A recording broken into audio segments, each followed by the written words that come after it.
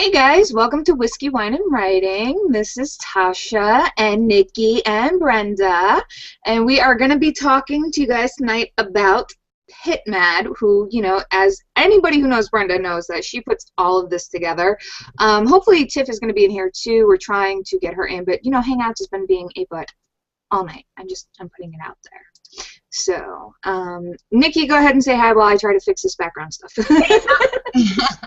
We're so excited to have Brenda on tonight. I know that PitMad is a huge event, and actually two of my new agent sisters I've met told me that they also got our agent through PitMad, which I think is really cool. So thank you for organizing that, Brenda. Oh, thank you. I just was there at the right time, I guess, for it. So I love doing it. I love watching it all day and seeing everyone's pitches and how they do. It's really fun. How did you come up with the idea for it?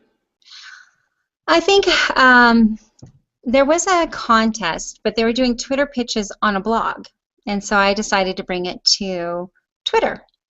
And it was right after my contest, Pitch Madness, and I thought as a consolation prize for those who didn't make it into Pitch Madness, we would hold a Twitter pitch party so that everybody would have an opportunity to showcase their work and try to get an agent, and that's how that came about. So that's why it's PitMad. One of the agents said, oh, you need a shorter hashtag, because I had it as like Pitch Mad or something, or pitch, it was too long, and so she came up with PitMad, and that's how it came about. Great name for it, by the way. It's a lot of fun, and I think it goes along with everything. With pitch wars and everything like that. I like that it keeps the theme going. Yeah, it's just all connected in a way. So. Okay, so tonight we did announce before that if you commented on the blog that Brenda would be critiquing your pitches. We're going to try to get as many as we can, and if not, Brenda's going to go through on the blog, and of course Nikki and I will try as well to go through and give you our critiques. Not that our critiques matter, because we're just not as awesome as Brenda, but we'll still give you our critiques and hope to help you out there. And then some of you decided to post after we said no more pitches on comments. However, if you do the live Q&A with us and you toss your pitch up here at the live Q&A, we might be able to get to it. So we're going to do our best to do that. But there's already 26 on the blog, and we love you all. And, we only have so much time. And then there was silence. It's okay. Yeah. We're all multitasking between trying to get to your pitches and trying to get Tiff in here, because for whatever reason it just does not want to let her in. Nikki, could you try one more time? I'm going to copy her email address for you and see if maybe you can try that.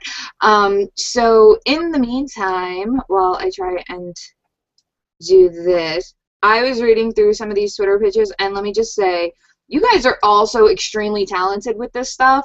It's amazing. I want to read like 99% of these books. It's amazing. Actually, I want to read them all, but I've only got so much time in the day. Seriously. But a lot of these I think are already really good, and with some tweaking, they're going to just be fantastic. I love writing other people's Twitter pitches, but I am never good at my own. A lot of people say that. Like, sometimes I'll say that too, that I'm not really that good at my own Twitter pitches or my own queries, but I can do other people's all day long. I think the thing is that you have to have a starting point. You already have a query. You need to focus on that hook in your query, and then keep whittling it down until you get to a Twitter pitch. But it should be hooky, and it should have all the elements that you need in a Twitter pitch, such as, you need to know the character, you need to know the catalyst and the goal and the stakes. But the most important thing is that you could use all of those elements to create a Twitter pitch, but it'll fall flat if you don't tell us in that Twitter pitch, which comes above all of that, is what makes your book special. What's that element that the other books that are like yours doesn't have? So you need to be able to bring that into your Twitter pitch as well. Definitely. So, hopefully, because I saw that it pinged that we invited somebody into the Hangout, so I'm hoping that Nikki's magic work. I really don't know why it won't let me invite people in. But that's how Brenda finally got in, was I'm sitting here this whole time trying to invite Brenda, won't let me. Like, no, no, no. But Nikki, of course, does it first time around, and here's Brenda. So, so let's start. And for those of you who don't know, by the way, that PitMad is basically pitching your book in a mini query on Twitter. You're basically taking your best tagline that you can think of to fit into, what is it, 140 characters for Twitter?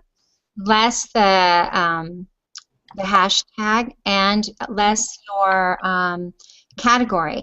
I know that some people try to fit in the genre. It's like, do not put your genre in your Twitter pitch. Just list the category. It's hashtag YA, hashtag MG. If you're trying to put the genre in there, it's a waste of time. Your Twitter pitch should show what the genre is. Definitely. So, I mean, if you have that they're 16 years old, they're going to assume it's YA. Well, I wouldn't even put the age in. If you're putting down the hashtag YA, it's assumed that they're about 15 to 17 years old. If you're putting middle grade, unless you... That's age range, not genre. Go me. Yeah, you really want to not use that expensive real estate to put in things that they can find out when they get the query. You just want to hook them with a story and let them know it's an MG or a YA or an adult. There's I believe on Brenda's blog, which is brenda-drake.com, there is a tab for PitMad where you can see all the hashtags for the age groups. You know, hashtag A for adult, hashtag YA for young adult, and stuff like that. So if you're curious about that and you want to know a little bit more about it, you can always go directly to her blog to find out more. And Nikki just posted, I don't know where, but I took my blurb for Library Jumpers and I worked it. I show myself working it down to a Twitter pitch, so you can kind of get an idea if you look at that. Is that it should be? She's going to tweet it or something, right? I just tweeted it, and if you go to whiskeyWineWriting.com and go to our article section, you'll be able to see Brenda's blog post there. Yay! Here, it's so awesome. So, so let's start getting into some of these pitches. Yeah? Sound good? All right. So, and I really should have asked everybody to leave their Twitter handle. That was my fault. But so I just have what they left on the blog. So, Ball, which is so cute, says they have several more, but this is probably the most popular when they get critiques. It says, Drama Jimmy quit his meds and landed in the psych ward. Jacoby, I hope I said that right, Jacoby has to decide if he'll handle it with grace or divorce. Hashtag A, hashtag LGBT, hashtag PitMad. I think that this is a really good pitch, other than I don't think he needs the hashtag drama at the beginning. And let's see. So basically, he's either going to handle it with grace or divorce. And it's about the meds landing in a psych ward. So we do see the character. We know who the characters are. And when he stops his meds, it's the catalyst to the story. And the goal, is there a goal? Is he going to try? So he has to decide whether to handle it with grace or divorce. That does tell me a lot of things, but I feel like there's something. Yeah, like why Jimmy quit his meds, I think. Yeah, what happened? There's one little element missing. There, because I think that has to be the reason that Jacoby is deciding whether he's going to do grace or divorce. Whatever that catalyst is that caused him to quit his meds. Did he quit just because, you know, he was having an episode for whatever, you know, mental illness he has? Or, does it make him sick? Does it has this happened before? You know, but obviously the different person Jacoby doesn't like, so. Right. So definitely, I really think putting in the catalyst, like, right. You know, when Jimmy quits his meds for the 23rd time. But why is he, like, does it make him sick? Does it, you know, sick of his meds, he quit his meds? Let's see, you know, like, why did he quit his meds? And everything's working really well for this pitch. I think if you remove the drama and said something like, tired of his meds. Oh, guy. It's kind of hard to do this on live. Okay. Just let's say that Jimmy quit his meds. Maybe Jimmy does Jimmy not like who he is on his meds? Jimmy quit his meds so he can get his artistic streak back. Something like that about, you know, to tell us why he's doing it. Right. And other than that, I think it's a really good pitch. I think it's a good pitch as is. I don't think he needs that hashtag drama. It kind of threw me off when I first read it, drama. And then I had to read the pitch, you know what I mean? Because it's right up there up front. I'm like, drama Jimmy? Like, is that his nickname? So just take the drama off and add just a quick reason why he went off his meds so that we can sympathize with Jimmy too. And we can sympathize with Jacoby because we all know people that we have to, well, not my husband, but, you know, handle with grace and decide whether or not to divorce. And you can get rid of, we can tell by the names that they're a gay couple, but I would leave that LGBT on there. And next. Okay, so we have Ariel Bernstein. She says, I'm looking forward to PitMad. Thanks for creating such a great event. Below are 2 of my picture book pitches, and it'd be wonderful to hear your feedback. The first one says, it's a superhero costume party. Isabel comes dressed as Ada Lovelace and has no problem explaining why to her friends. Okay, I have no idea. Okay, so it's a picture book. Yes. What is she, why does she have to explain to her friends? Why is the friend... I think the problem is I have no idea who Ada Lovelace is. Yeah, neither do I. That was the first thing that jumped out at me. Is that someone I'm supposed to know? Yeah, so there's a lot of, you don't need to have extra names. Like, Isabel can just come dressed to a superhero contest, costume party, and, okay, Isabel comes dressed to a costume party as a superhero and has no problem explaining why to her friends. But I need to know why she has to explain that to her friends. Is it a princess party?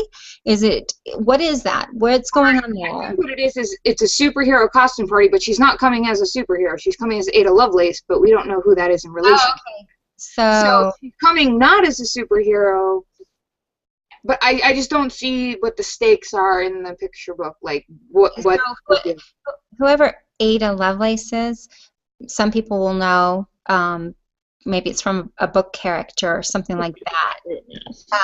So she needs to say who Ada Lovelace is. What is Isabel comes dressed as a princess instead of as a superhero. There's no problem explaining why. Right. Like, tell us what Ada Lovelace is in regards to the costume party. If she's not a superhero, what is she? Is she a high-power business associate? Is she, what is she? Yeah. Right. As opposed to the person's name. I think that would help clarify this a lot. Right. And then why she has no problem explaining it to her friends, but what will happen to her if she doesn't convince her friends this is a great costume, like I don't get the full thing. It's just too vague. Yeah, it definitely needs more detail. Mm-hmm. Nikki, what are your thoughts? You're all quiet over there. Oh, I told Ada Lovelace because I was interested. Did you find out who that is? We probably should all know, and we'll all go.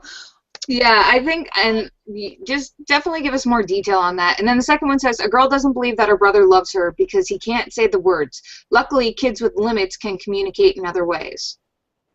Now, see, I like that one. Go ahead. I love that, too. Yeah. I like that one. I think that one's perfectly fine. I don't know what the hashtag WNDB, because, I'm slow, but I don't know if she needs that. I don't think she needs that either for PitMad. I agree. I love that second pitch. I do. I love it. And I think WNDB is just going to confuse a lot of people who don't know what it is. Right. That's just my 2 cents on it. I mean, she can leave it if it's 140 characters because her Twitter pitch is doing the work. Yes. So, work on the first one. All detail. Work on the first one. Make it, tighten it up. Give us more detail. and then the second one's perfect. So, you know, you definitely know what you're doing. You just got to work on that first one a little bit more. So, and then Justin D. Hurd, he's going to go straight because he's talking to Eyeball. So we're going to go to, pursued by cops through a heathen port city, mobster Rain Morgan has bigger things to worry about. He just killed a god. Okay, so heathen port city. So basically, we're missing the stakes. What happens now that he's killed a god? What's happening? Who's chasing him? What's going on? Is it just the cops that are going after him? He's a mobster, so that's nothing new. Cops go after mobsters. But what does killing a god have to do? What are the consequences of it? Like, right. What are the consequences? And instead of saying like he has bigger things to worry about, tell us what those things are. I think that's going to give us more of the stakes. And his big, like, what are those bigger things? He killed a god, so something worse is going to happen. Something worse is going to come after him. Do we need to know about the pursued by the cops? Yeah, because I mean that's kind of a given if you're a mobster. We need to focus on that catalyst, that killing the god. What's going to happen to him? Who's chasing him? What does he have to do to avoid being killed himself? Or what's the consequences? What's the stakes? What's his goal? So you know, you can just start with mobster Rain Morgan. You don't even need last names, by the way. That's wasting your space. But it's going to be the mobster. He kills a god, okay? That's the catalyst when he kills a god. So what does he have to do to, what must he do, or else this is going to happen to him? What is it? I agree. Yeah. Like, if it's, mobsters are generally pursued by the cops in one form or another. Okay, so that's a given. I don't even think you really need that. I would just be, you know, mobster Rain Morgan has, you know, learns that I can't even think of anything because I don't know the stakes. Yeah. I'm trying to pick stakes off the top of my head. When Rain Morgan kills a god, he has to do this, or else this is going to happen to him. And I don't even know if we need to know about the heathen port city because I have no idea what that is. It's confusing me. It kind of jumbles up. So I don't think we need that first, everything before that comma. I think we need to know mobster Rain kills a god. This happens, and he has these demons are after him, and he has to kill all the demons, or else he will be sent to hell. I don't know, but something like that. Do you see what I mean? Yeah, definitely. That makes a lot of He sense. has to face the good in him, or something like that. Since he's a mobster, you automatically think bad guy. Maybe by killing this god, he threw off the balance, and he has to do something selfless to bring it back. Well, that's what we want to know. Is that now he has this, you know, conflict in himself. So give us those details, less about the setting and more about what he's worried about at the moment. Right. Rosemary Little says, struck by lightning, 8th grader, I think that's supposed to be grader, Shane wakes up in medieval England where he must save his track coach, fight a dragon, and defy a king. Okay, so first we don't need the 8th grader. We just need hashtag MG.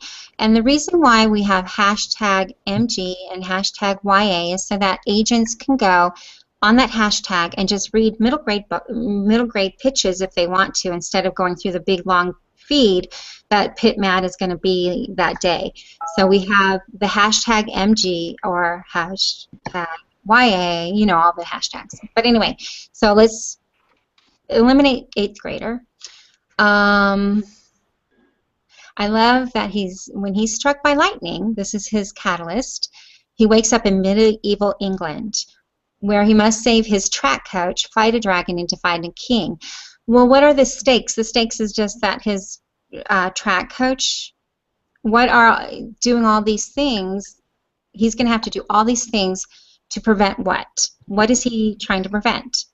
Or to get home? Or what is the stakes? what is that ultimate thing that he is trying to obtain, the goal that he's trying to obtain. He's got to save his track coach, fight a dragon, and defy a king to what?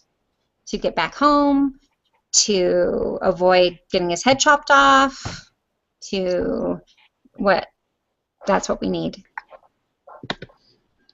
I think the biggest thing here is definitely the stakes, it sounds like. Mm-hmm.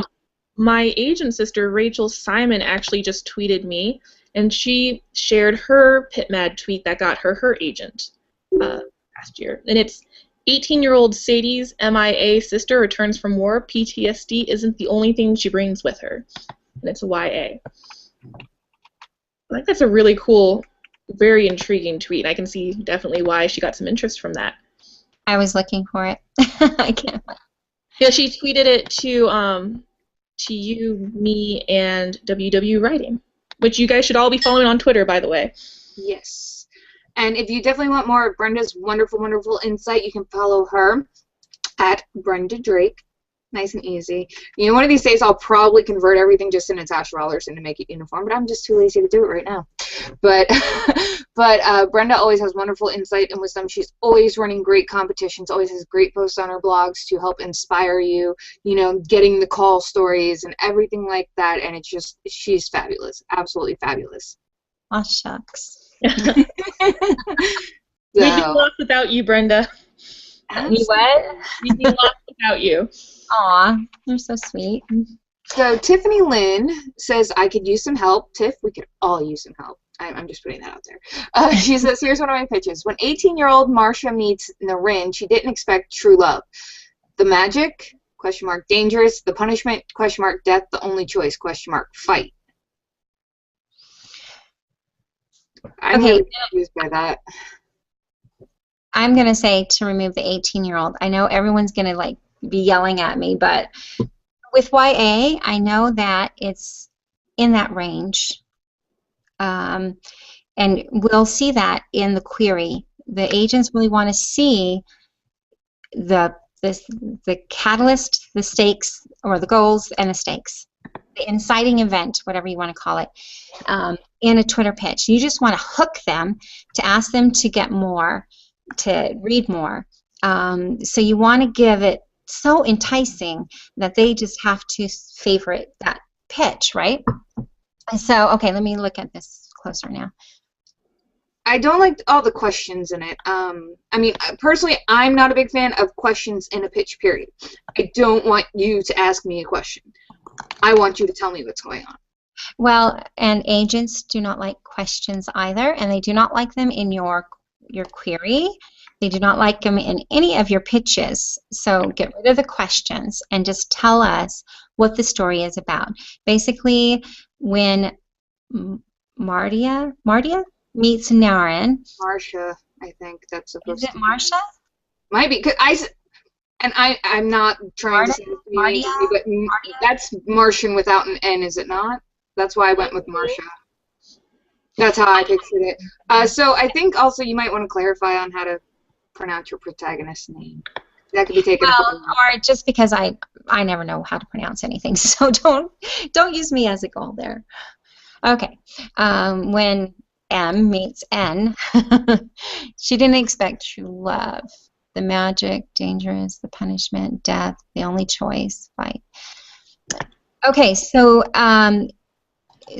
basically when Marcia meets Naren, they fall in love, but there's magic and danger. I just don't know what the catalyst is. Is it when they fall in love, or does some sort of something dangerous happen that propels them into the story?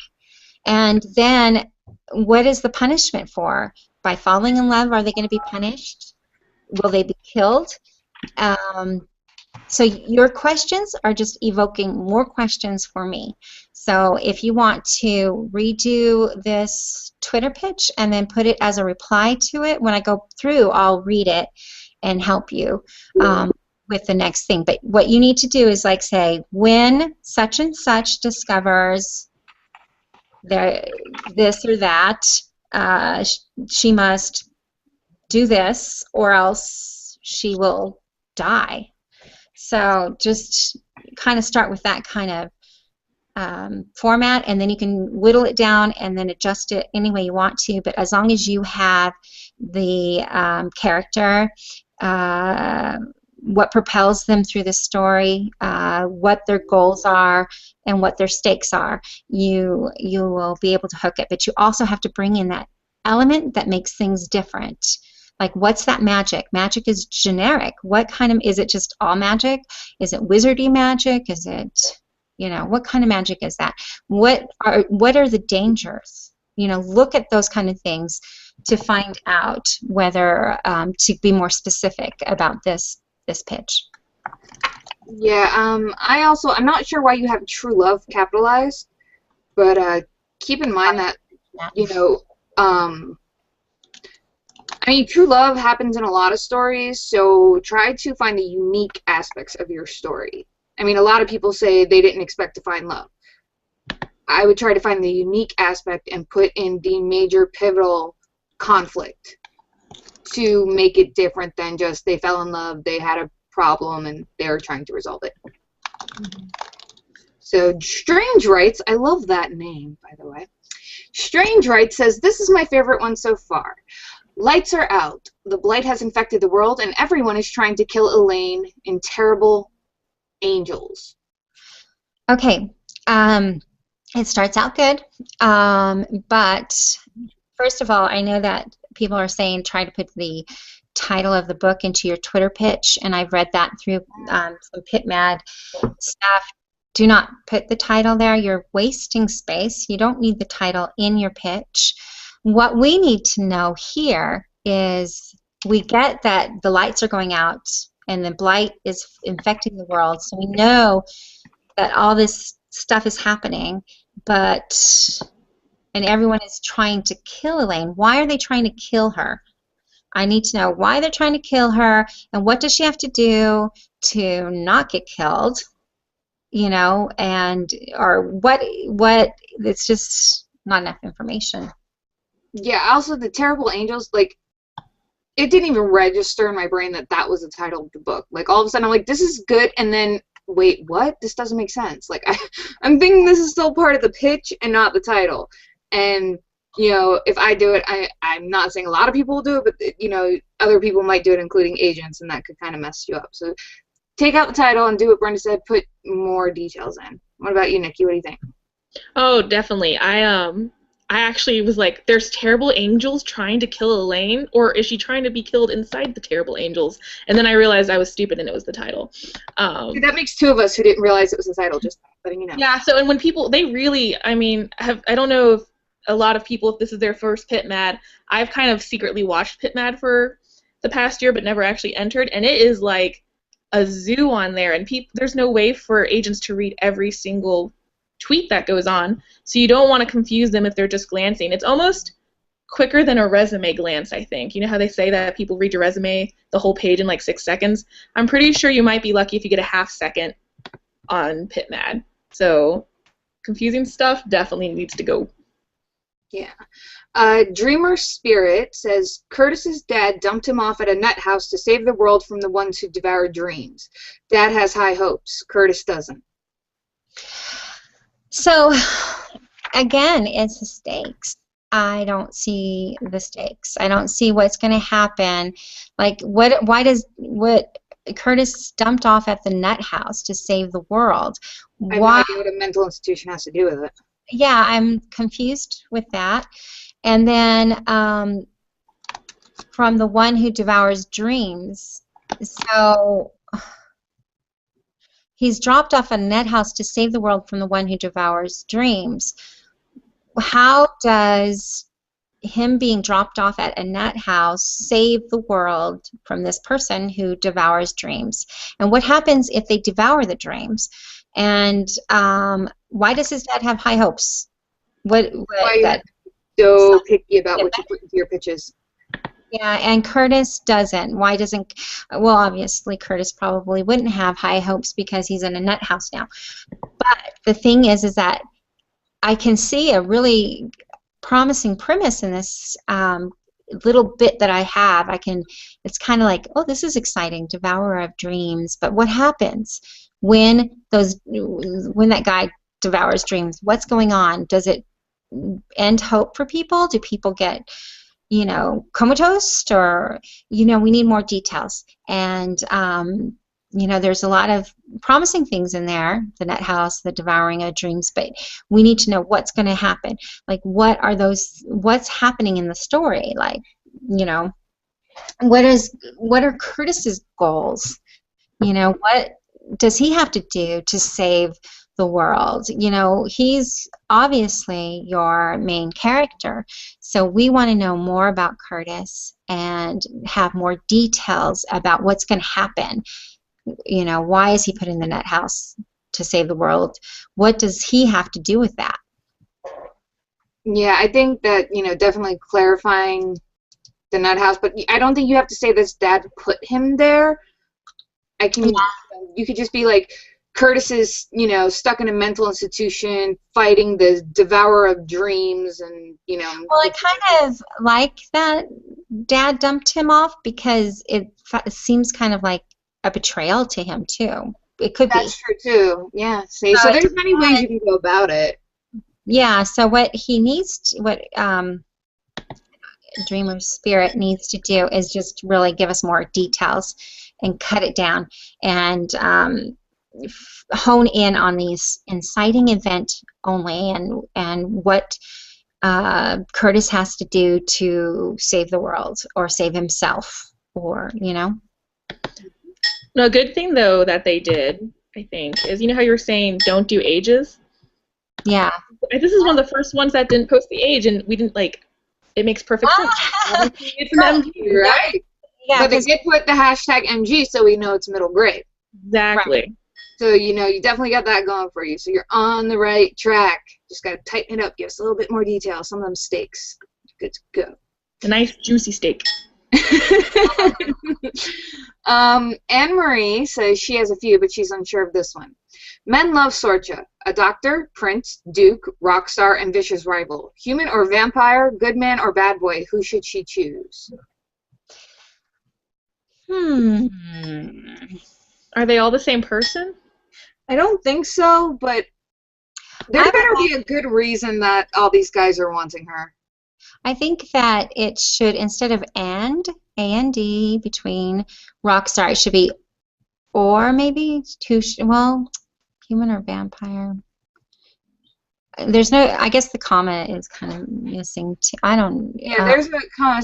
I mean, I think it's just too much. You could be like, Sorcha's stuck in the middle of finding out who she's going to be with, stuff like that. I don't need each detail of who's falling in love with her. Yeah, we don't need to know that it's a doctor, a prince, a duke, a rock star, or anything like that. Human or vampire kind of goes, woo, she's got some bad boys going on. Good man, bad boy, whatever. I don't know if we need to know their professions, though. In romance, it's kind of nice to know if they're a doctor, a prince, and a rock star. That kind of fits. But definitely take out the question. Maybe instead she would put that a doctor, prince, duke, rock star, or vampire, and it would throw everything off. You know what I mean? Then she wouldn't have to put human or vampire or good man or bad good boy. I think what threw me about the first was the and vicious rival. I'm not sure if it's like Sorcha's vicious rival or like the doctor's vicious rival, the prince's.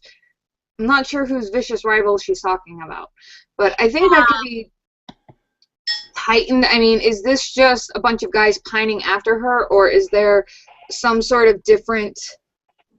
Well, and I was almost to that point, too, where I was going to say, like, why do they love her? What? I just need an adjective or something or a verb that says why all these men love Sorcha, and the vicious rival I kind of connected to, well, gosh, That would be okay. So anyway, I think you're right. Remove vicious rival because we don't even know, and they can find out in the query. But tell us why Sorsha is a hot commodity, and it's a romance. So I think who should she choose? I don't like the question at the end. Maybe now she has to choose. Touch base on that. Keep the questions out of your pitches, guys, and keep them out of your queries. Don't like it. I don't want, and like Brenda said, agents don't like it when you ask them a question. They want to know the facts. They don't want to be asked a question that they don't have the answer to. And you can rearrange that, like, who should she, I'm making a question. No. Blah, blah, blah, blah. Okay. Sorcha, but she needs to choose Yeah. blah, blah, blah. Yeah. Like after trying the new Ode to Stalker, Sorsha can't keep the guys off of her, and she has to choose. That's the name of my next book. What are you doing? She has to choose which guy to spend the rest of her life with. Something like that kills the question and tells us why all these guys like her. I think if she could remove a Dr. Prince, Rockstar, and Vicious Rival and just say human or vampire, good man or bad boy, and just let us know why they love her, what's her attraction, and what happens if she chooses wrong.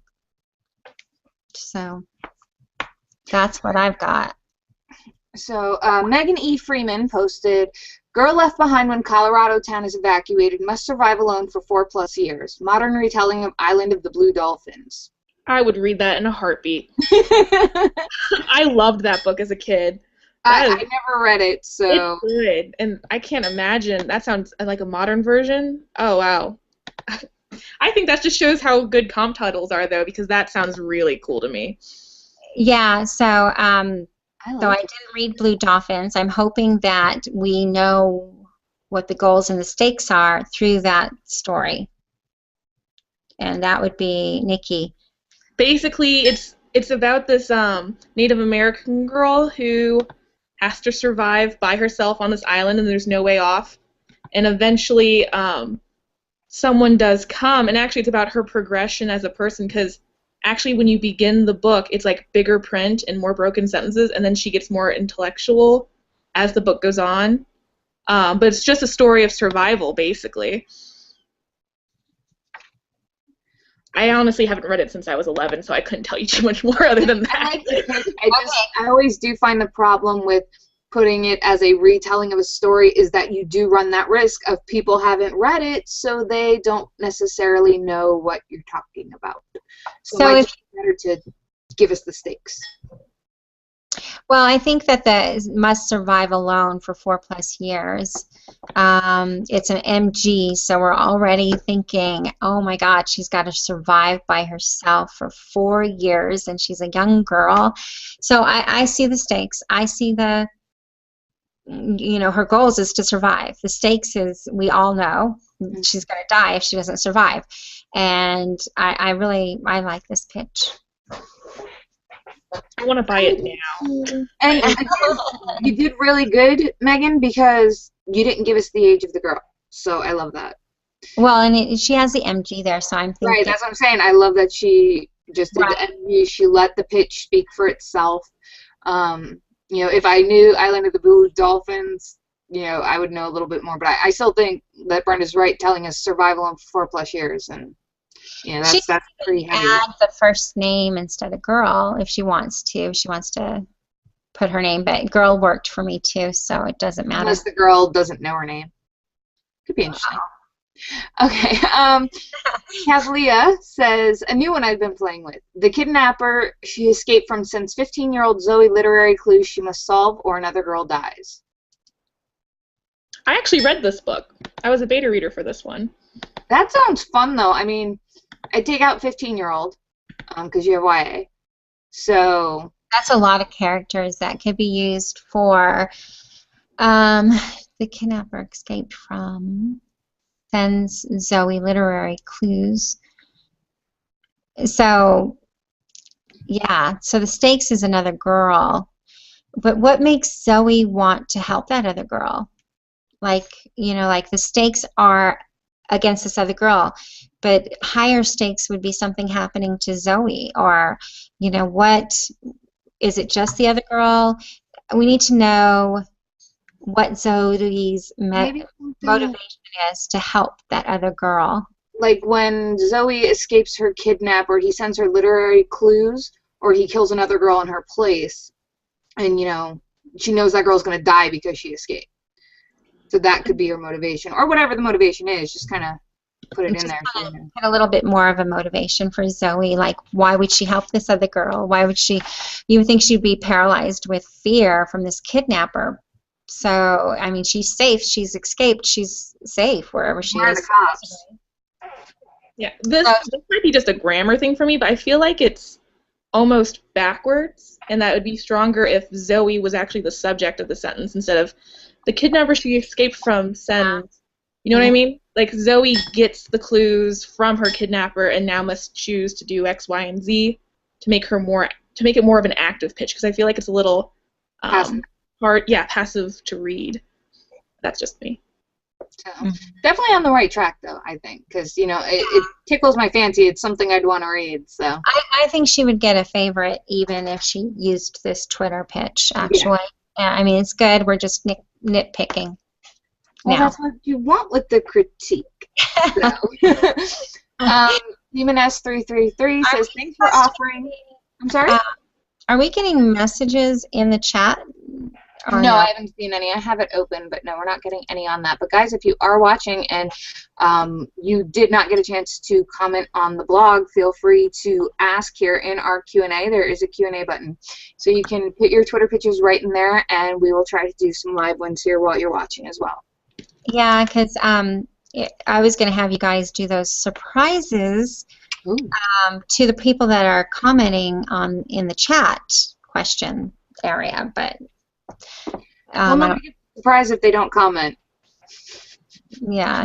I will tweet about the prize soon, or surprise. Actually, Margarita Montemore said you can also use the and symbol instead of A-N-D and to save characters. Yeah, but I'm against that because you need to treat it like a query. I never use symbols. I use the actual word and stuff in my Twitter pitches. You should always use it as, even though it's a Twitter pitch, it should be a business pitch. It should be you know what I mean? You don't want to use symbols. You can work it to where you can fit everything in and make it look professional in that Twitter pitch. Absolutely. So while Nikki is tweeting her little heart out, because she's awesome, she's got like the fastest fingers in the whole world. Demon S333 says, put her hashtags first. Fiona's world is scrambled when meeting a mysterious girl. If she can escape the assassin, she may just uncover the truth.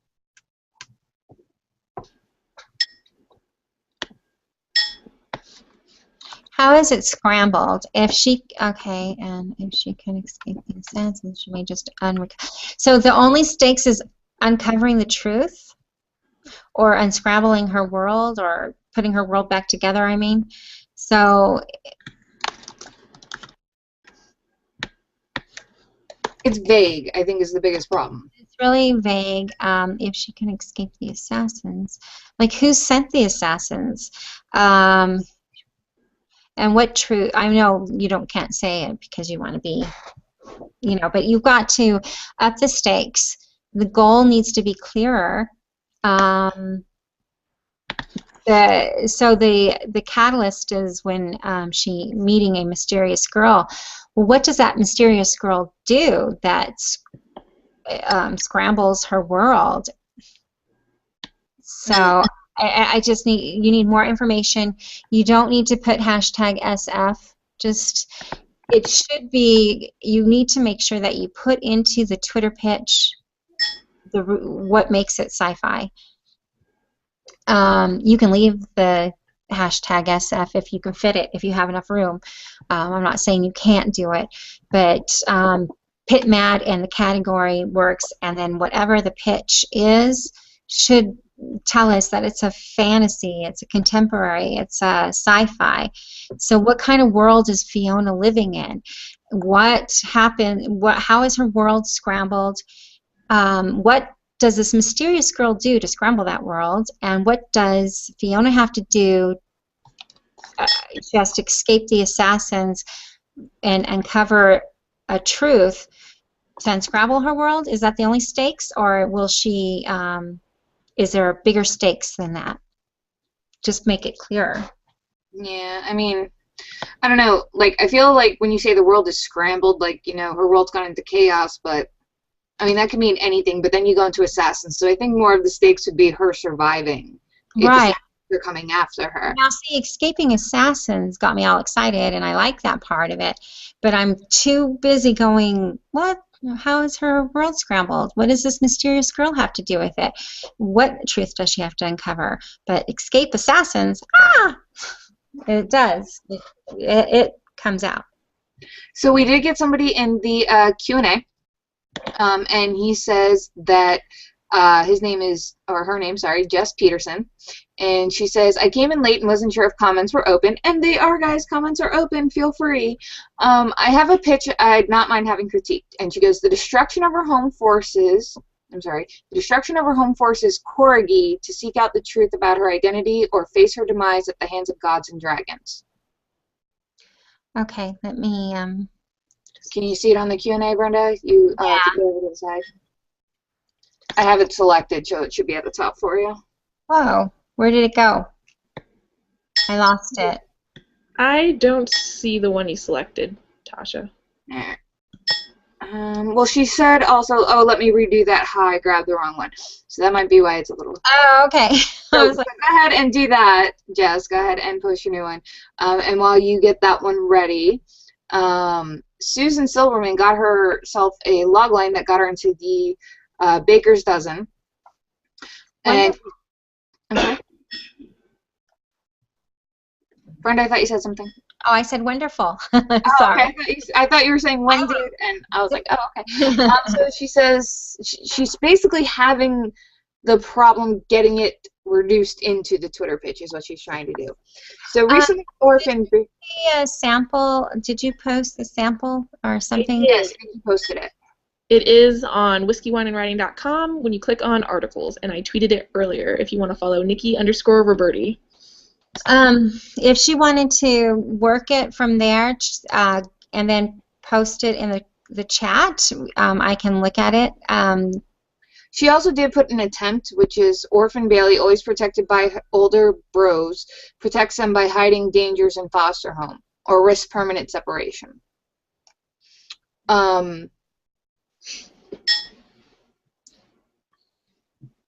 There's dots, I always forget what they're called, the 3 dots. Yeah, that. Between home or. I would take those out because you're just wasting space. And I'm not sure what the 138 at the end is, or is that your count? I was just saying the word count, I'm assuming. Okay. Where am I supposed to be looking? This is on the blog after the last one, after Demoness 333. This is Susan Silverman. Okay. And at the very bottom, she's got her attempt from her logline.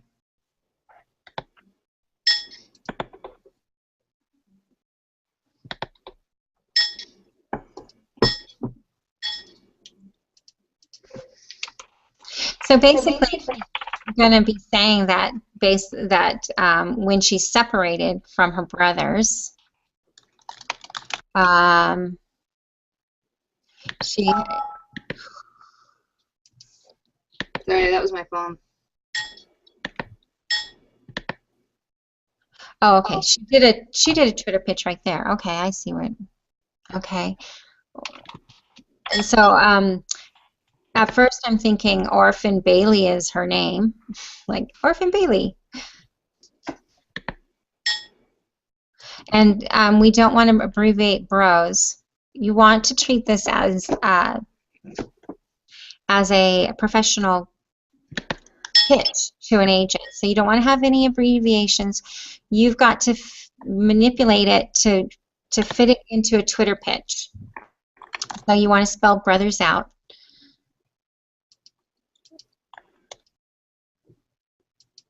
So protected and protects is repeated. So you want to not use the same word as the Twitter pitch. What dangers are they hiding? And they risk permanent separation. to me, this feels kind of MG, the Twitter pitch does, because, you know, younger siblings, middle grade, tend to have that separation thing. Is that the only stakes they have? Let me see what the...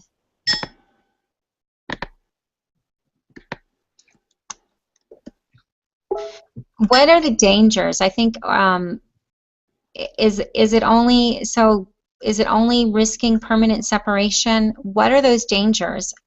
I think you should focus on the dangers that she's facing and kind of come up with another one, and you can put it in the reply area, but focus more on when this happens, Bailey, and you don't call her Orphan Bailey, Bailey must do this in order to save her brothers, or in order to whatever danger it is, or if it's just risk permanent separation, there has to be something that you're talking about, hiding dangers. Like, what are those hiding dangers? Really focus on those and be specific what those dangers are, so we can get an idea of what is going to happen to them. Yeah, I also think that, you know, once you mention foster home, it's pretty much a given that she's a foster kid, which implies orphan, so you're kind of being redundant in that aspect, so you can definitely save yourself some room to add more detail by taking out the orphan. So, and then Shannon Cooley over here in chat says, I was going to post a pitch, but now I'm reworking them, all based on the feedback you've given. Awesome, I can't wait to read that. I would definitely be drafting some new ones based off your feedback, Brenda. It's fantastic. Thank you. And Jess is returned. I'm rambling. What now? We all ramble. It's okay. Jess is back and says, here it is. Sorry. That's okay. We all have blunders. It happens. The loss of her village forces Corgi to embrace the truth about her identity or face death at the hands of gods and dragons. I love it. Is it an adult? It's an adult, right? Yeah, you have hashtag PitMad and then hashtag SFF, so you're going to want to take out the SFF, and because, you know, gods and dragons implies, and put your age group.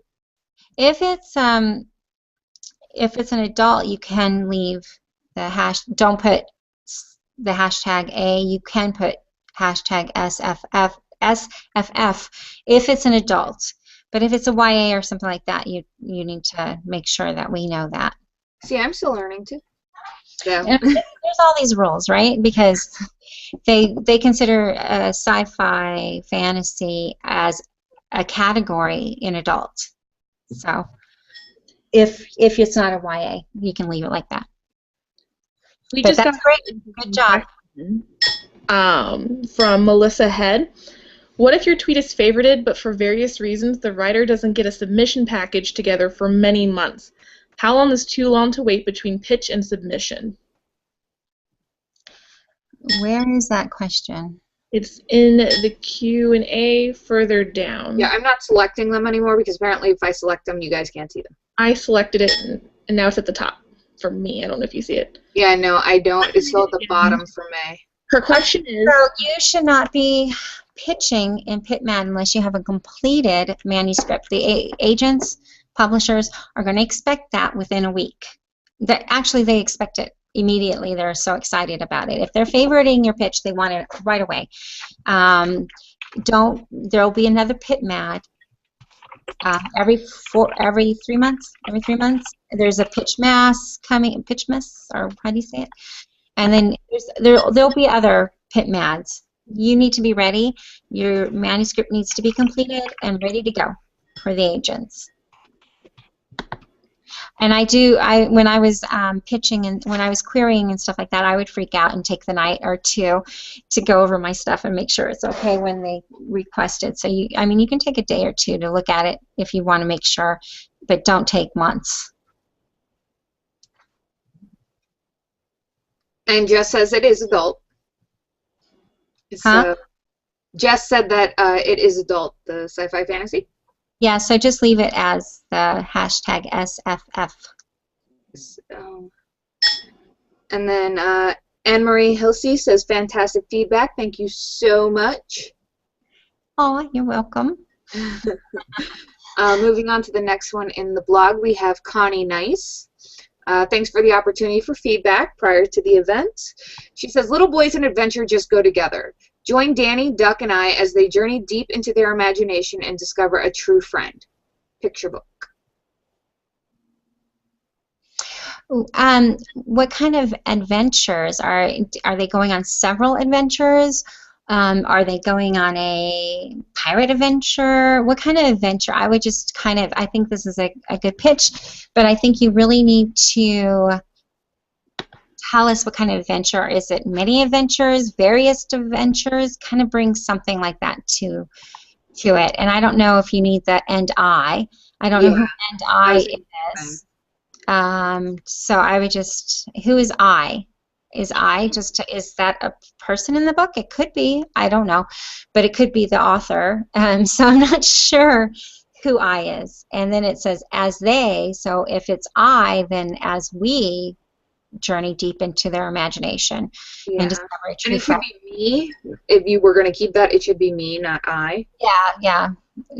So basically, if I is you and you're not part of the book, you're just the author, you want to just put Danny and Duck as they. And then, but if I is the narrator or me or whatever, then you want to say and me as we journey. So fix that, and then also indicate what kind of adventures they're going to go on.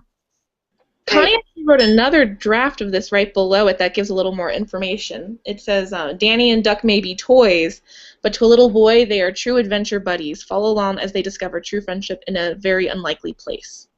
Okay, so I like this one better, and it tells more details, but I still want to know what the true adventure is. Like, what kind of adventure? Just kind of, we need to know the adventure, I think.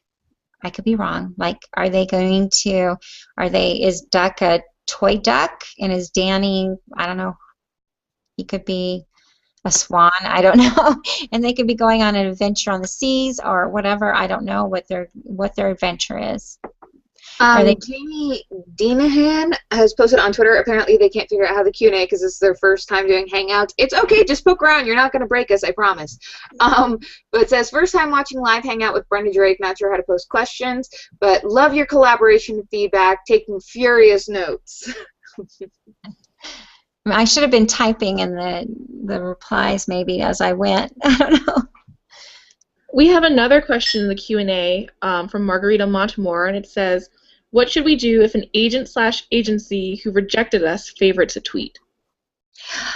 So basically, it could have been an intern that rejected you the first time. So I would send it, put it as a PitMad request, and mention that you've seen it before, or just send it as a PitMad request and see what they say. Because the thing is that there has been people in PitMad who have gotten a request and sent it and then got an offer. So basically, the intern might have rejected it, and maybe you've revised it or whatever, So make sure you can mention it if you want to in the query that they've seen it before, that it's been revised, and you favorited it, and that'll be great. And what's funny is that Jamie Dinahan actually is our next one on the blog, which I didn't realize when I looked over at Twitter. I was just looking at Twitter while you were giving feedback. So that was kind of serendipitous. And she says, Henrik's mom rushes him through their everyday errands until his first day of pre-K arrives, and all she wants is 2 more minutes with her son.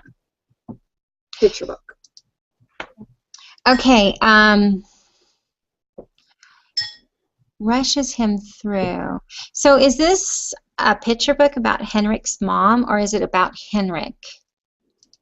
If it's about Henrik, I would like to have it in his voice and his perspective. Whatever. So in his view, I would want the Twitter pitch to be in his view, not his mom, and have some attitude behind it, like, and all I wanted, she just rushes me through the errands, kind of thing. And then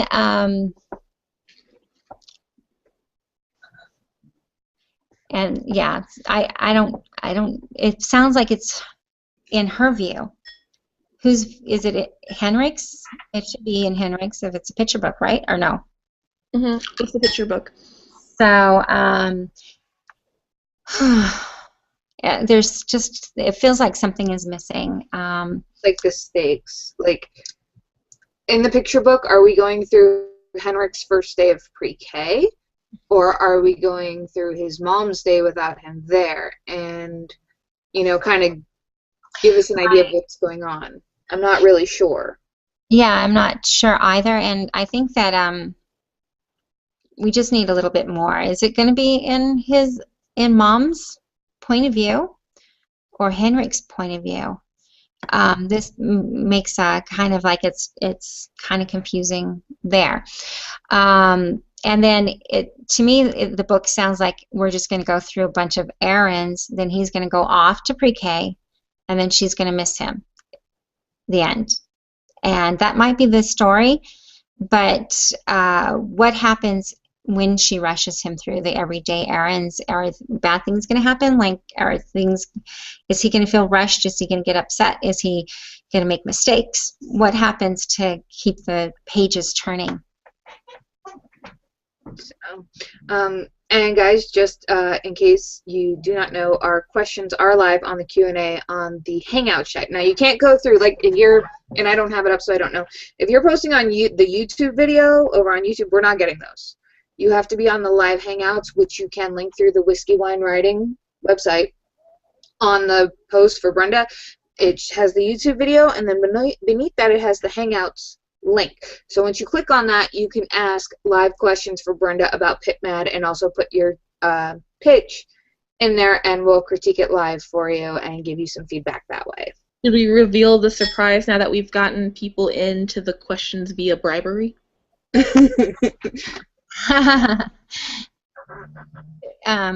Yeah, you want to give away one prize? Sure. I'll tweet while you guys talk about prizes. So besides all these wonderful critiques, remember how we said that Brenda was pretty awesome? Well, I mean, she just keeps adding to that, and she keeps raising the bar for everybody else around her. Okay, you can't help but love this woman. She is going to give away a free first chapter critique to a random winner who is posting over here in the sidebar. So we're going to do random.org, and we will put it out there. Who has gotten the free chapter critique? Yeah, I think we should give one away to the blog comments, because they are brave enough to put their pitches up, and so we can give one away to there, and then we can give one away here, give some more people a chance to come and chat with us, and we'll give one away, whatever you guys want to do for the other thing, maybe. We could always do for that, we could do a rafflecopter if you want, or we can have, you know, just do like a second random.org for the comments, since there's so many of them. Comments in the blog. Yeah, because we had cut those off too, so maybe something, you can have them tweet something, and you could give one away to someone on Twitter. I like that. A Twitter follower of yours. What do you think, Nikki? That sounds great. I will tweet that too. So we're doing, just so I have this straight in my head, blog commenter and someone in the quick Q&A. Yes. So sounds you have to be following at WW Writing. Too many W's there the first time. So you have to be following us there. We'll pick a random follower, and they'll get a free critique from Brenda. Well, we'll have them. We can also, like for the Twitter thing, we could say a secret word that they have to tweet. Well, yeah, so that you do it tonight, and you know you didn't follow us like 10 days ago. No, we want this to be somebody who follows us tonight and then tweets. Well, they can be current followers and new followers, but then we know that they were on the chat, and that they know the secret word, and they can. Okay, so what's the word? Should we come up with a secret word at the end of the chat? Okay, just so, but we could do the blog comment giveaway now if you want to. You guys pick a random.org. and get these people in here. And then, so while I'm doing that, go ahead and do a random drawing.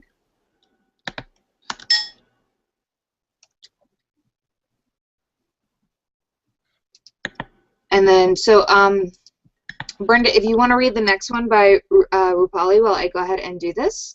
And Do get, we do one on the chat or the Q&A or one on the blog? Rupali's on the blog. They're the next one on the blog because we don't have any new questions over here on the sidebar yet.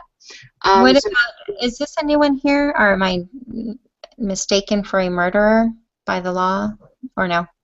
I'm lost. Oh, no, there is more. See, okay, apparently mine didn't jump down. Normally it jumps down and it shows me the new ones, and it didn't. So, yeah, Nicole Payne has a new one.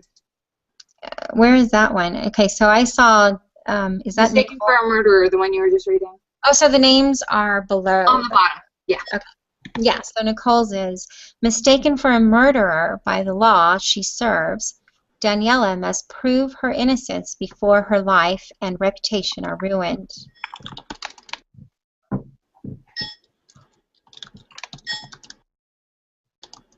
Right. Okay, so I like that she's obviously a police officer or something, or because she's, the law she serves is, I'm thinking that she's a police officer.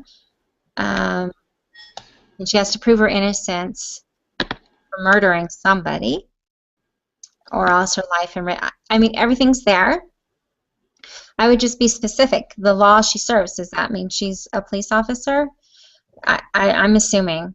I like this one. I don't know how you, if you guys have any suggestions, or if you guys like it or what, but I like that she serves the law, but she's being charged with murder, and she has to prove her innocence before her life and reputation are ruined. The only problem is that I've seen many of these type of premises, so I think whatever element that makes yours different, you need to kind of try to put it into this pitch so it'll stand out. Like, what would make this hook better? Like, what is different than all the other law enforcement officers who are charged with murdering someone and have to prove their innocence, or else their reputation and lives are ruined? So there needs to be something unique about this story, and you got to get it into that Twitter pitch. I agree, but I mean, I do like the premise because it feels like good cop being framed for being a bad cop, but isn't actually a bad cop, because you get a lot of stories where they actually are the bad cop. But in this, it seems like she's not, and she's being framed for that. So, you know, that could, I think it's definitely a great premise, but I agree with Brenda. I need a little bit more to know why it's different than every other story that's like this one. It could be definitely on the right track. It could be she's romancing the real murderer. Who knows? But it has to be something in there, you know, like, or she could be, or she thinks she's romancing the real murderer, or maybe she's romancing the DA who's trying to convict her. You know, what is it that makes the story different? So random.org has picked Connie Nice, who was our Danny and Duck pitch, picture book pitch. So Connie, if you want to email us at whiskeyWineWriting@gmail.com and give us your information, we can get that over to Brenda. And I think that's a picture book, am I right? Yes. So she probably won't have a chapter. So if she wants to send the first 3 pages or something, because I mean, it'll be the whole picture book if I you know what I mean? Yeah, did you want me to pull another one since it's a picture book, or are you good with just the picture book? No, I can kind of give her some ideas of where she's going with the picture book, but just 3 pages, because I mean, I don't know. Maybe on top of it, not discard her being the one who was picked, by the way. I didn't mean it like that. But yeah, so Connie, again, that's Whiskey Wine. Or she could do a query. Let me see. I don't know how many pages her picture book is.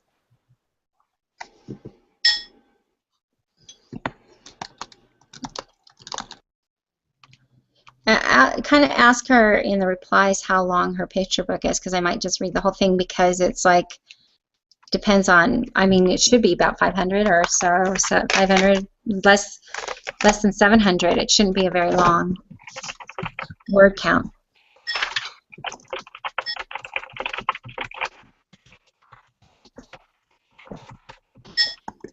Alright, so I just put that as a reply to her. Okay. And then we've actually got some more pitches here in our comments. Shannon Cooley, I guess she changed her mind because before she was like, I was going to post, and then I changed my mind. But, you know, maybe she tweaked it. So Shannon says, Princess gets kicked out of the castle for being old-fashioned. Sewing won't stop a sorcerer, but might help save her prince. And this is a YA. Okay, it went away from me. Where is It it? jumped up because somebody else posted, so you guys scroll up a little bit, I think. Oh, where is it?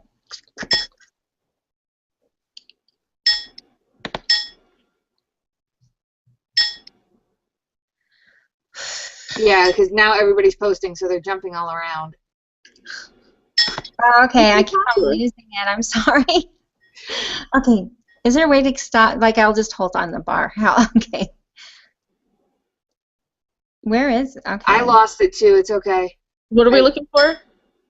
There was a pitch we had. Okay, I just found it. Hold on to it, because I can't Okay. find it. Oh, wait, I found it too. Princess gets kicked out of the castle for being old-fashioned. Sewing won't stop a sorcerer, but might help save her prince. Okay. Out of the is it a for being old-fashioned? I'm not clear on that. And then sewing won't stop a sorcerer. What does sewing have to do? Meaning that she's old-fashioned, that she sews? Well, and I tried holding that and it just went away. Yeah. Okay, so I got it now. Okay. Yeah, so it's just not clear. Like, so why would she get kicked out of the castle for being old-fashioned? And is it sewing that makes her old-fashioned? And why does she have to stop a sorcerer? What does she have to stop the sorcerer from doing? What is he doing? Is he a bad sorcerer? Is he trying to destroy the castle? What is he doing that she needs to stop? But so, and then why is the prince in danger? Why does she have to save the prince? Is the sorcerer holding the prince in a tower and she needs to go rescue him, like a flip of Rapunzel? And I just am not clear, and I don't understand how old-fashioned or sewing has to do with that. So just it needs to be, the goals need to be clarified. The stakes is the prince going to die, or will she never find love if she doesn't save the prince? So we need the stakes, the goals. The catalyst would be what? What's the catalyst? The sorcerers kidnapping the prince? So you just really, it's just too vague of what's going on here.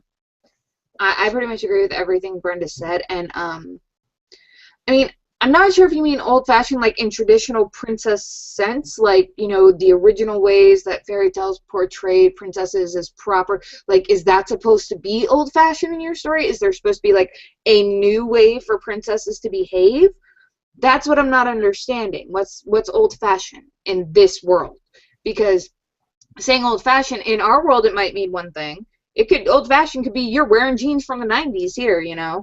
But in your story, we don't know the world.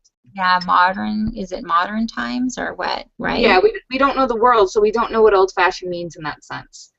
At least, you know, that's my opinion on it. I think you need to give it more clarity on that. I mean, just give us directly why she was kicked out of the castle.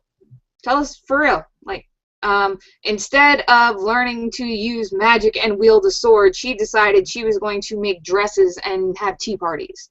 You know, I'm not saying that's what it is, but, you know, if that's old-fashioned in that world, give it to us straight. Just tell us what it is.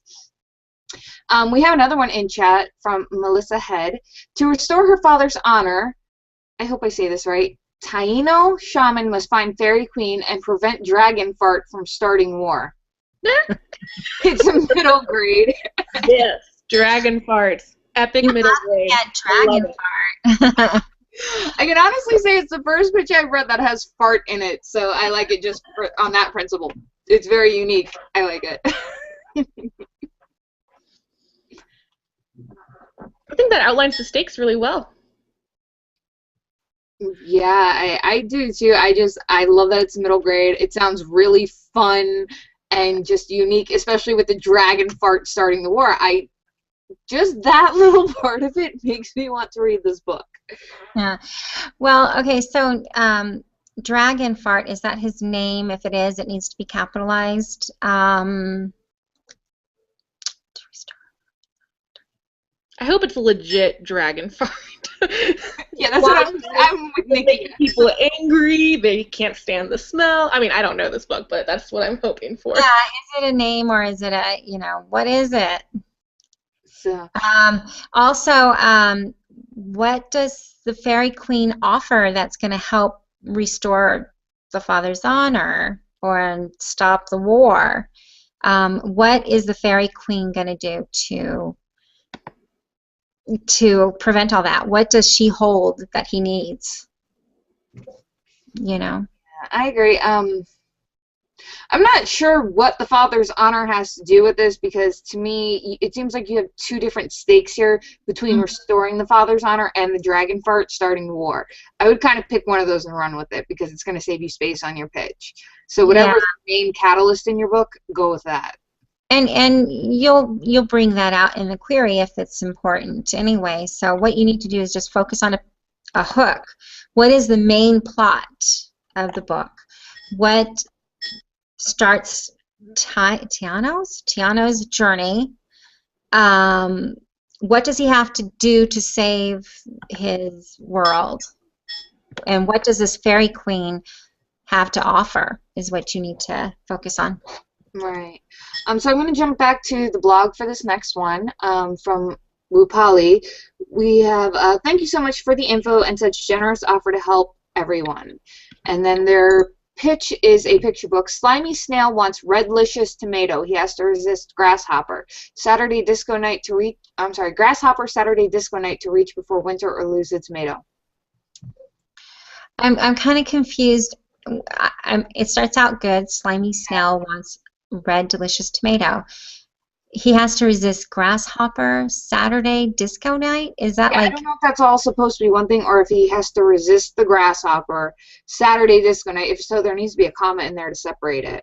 And if it's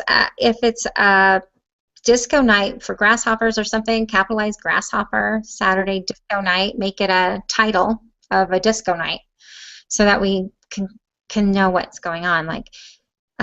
So Slimy Snail has to resist this Grasshopper night to reach before winter or lose. So night to reach before winter or lose the tomato. It's a very jumbled sentence altogether. I'm just kind of confused. What does Slimy have to do to get the tomato? If Slimy is his name. I'm calling him Slimy. Yeah, I don't know if Slimy's actually his name or if he's just a slimy snail. Because it's at the beginning of the... Right. So, if it's his name, I'd be like Slimy the Snail. Slimy the Snail wants his red tomato, but in order to get his prize, he has to resist the Grasshopper or something like that, But what's going to happen if he doesn't resist the Grasshopper Saturday Disco Night? Is he going to dance and then winter's going to come and he's going to lose the tomato? What's going to happen there? Yeah, I think this last half of the sentence is what's jumbled because it's like disco night to reach before winter or lose a tomato. The to reach before winter or lose a tomato is really confusing me.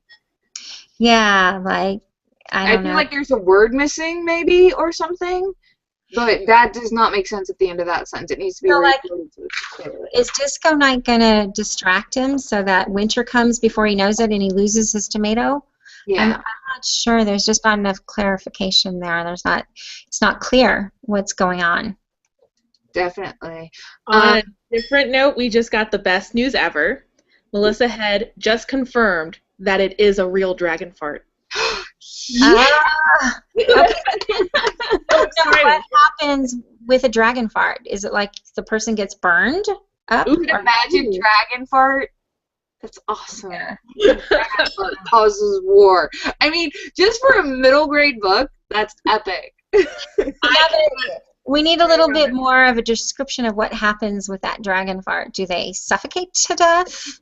I hope so. That sounds so good. Incinerated? Because it's like maybe he's a dragon that eats hot tomatoes or hot. Now I'm thinking of tomatoes. Hot sauce. Jason Perkins has had his pitch here for a while. I've been trying to get to. He's been very patient. I want to make sure I do his next. I noticed it a while ago, and I've been trying to get to it.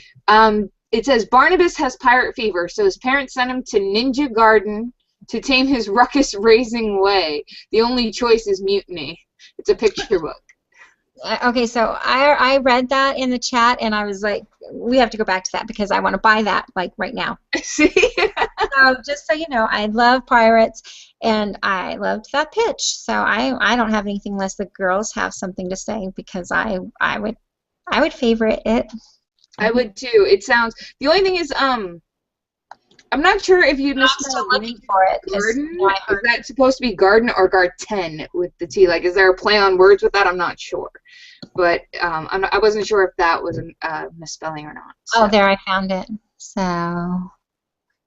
ninja. Oh, yeah. So I'm not. It's kind of like, isn't that like? Okay, help me. Like like the. Basketball garden, or kidding, like. Oh, okay, yeah, Ninja Garden. Okay, see, now I get it. That's why I wasn't sure if it was a play on words or not, but it is. See, so that's awesome. So that is fantastic. I really like it. So Barnabas just because of his name and because of this pitch. So I like it. Every time I think Barnabas, I think March of the Wooden Soldiers, Babes in Toyland. The movie, the old Abbott and Costello movie, like that's what makes me think Barnabas because he was the bad guy in that movie, and I'm a dork, and I'm moving on now. We got another PitMad thing from Sue Fry. I just wanted to say though, it seemed a little long to me, so I ran it through Twitter, and it's 14 characters over and doesn't include the hashtag PitMad. Remember, it's very important that everything is 140 characters. So if you would like to resubmit that, Sue, feel free. What she said. Yeah, you're definitely going to need to make sure it's within the character limit. Otherwise, you're not even going to be able to post it because Twitter's going to be like, nope, sorry, can't do it, too long. And Twitter will not negotiate with you on that. I've tried, and I just end up yelling at my computer. So, yeah, I mean, I think we've all yelled at our computers once or twice about not posting what we wanted to post for Twitter. Casey says, in a time before the Greek gods, this is on the blog, by the way, ladies. I'm trying to bounce back and forth so we get an ample amount of both now. In a time before the Greek gods, a Minoan cult, power-hungry queen, and newbie magician fought for an ancient power. Okay, sorry, I was responding to someone that said they loved my Christmas tree. So well, am I on the blog or on the chat or the chat? Blog, Casey. Okay. So, in a time before the Greek gods, a Minoan cult, power-hungry queen, and newbie magician fought for an ancient power. But see, I don't know what's going on. I get that there it is. Yeah. Like, is the whole story about the war between these different people? I don't know what's going on. They fought for it. Great. Yeah, I don't know what the plot is. All I know is that it's during this time, and they were fighting for each ancient power. But what happens if they don't get that ancient power? What's going to happen? Are they going to lose their kingdom and be murdered, or what? And also, I don't know if you have to put in a time before, or like whose story is this? Is it the Hungry Queen or a newbie magician? And who's that newbie magician? Can we say a name like Henry? A newbie magician must do this fight against a power-hungry queen or something. I mean, how do the Greek gods, the minion cults, the power-hungry queen, and a newbie magician make up the story. Whose story is it? I don't know whose story it is, and I don't know. Character in there so that it's relatable. And I don't know what the stakes are. And other than they're fighting for an ancient power, but I don't know what's going to happen if they don't get it, and who's they, and whose story is it.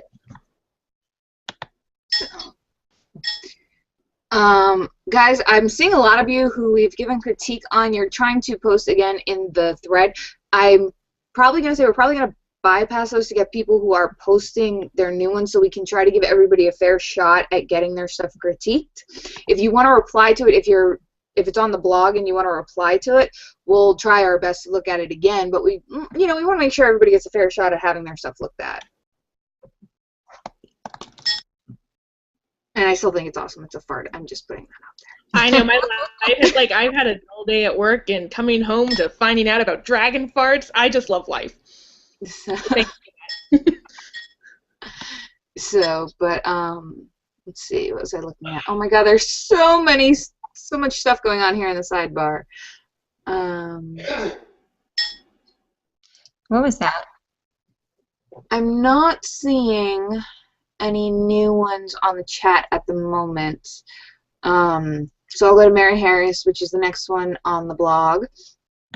She's got a rhyming picture book, and she says, clearly the car can drive itself and dinner isn't needed today. Mom can't always stop her work, but she can always find time to play. And then she has a second one, which is, play with me, Mommy, can't happen when dinner's cooking or the car's being driven. Ridiculous rhymes make sing no less tough.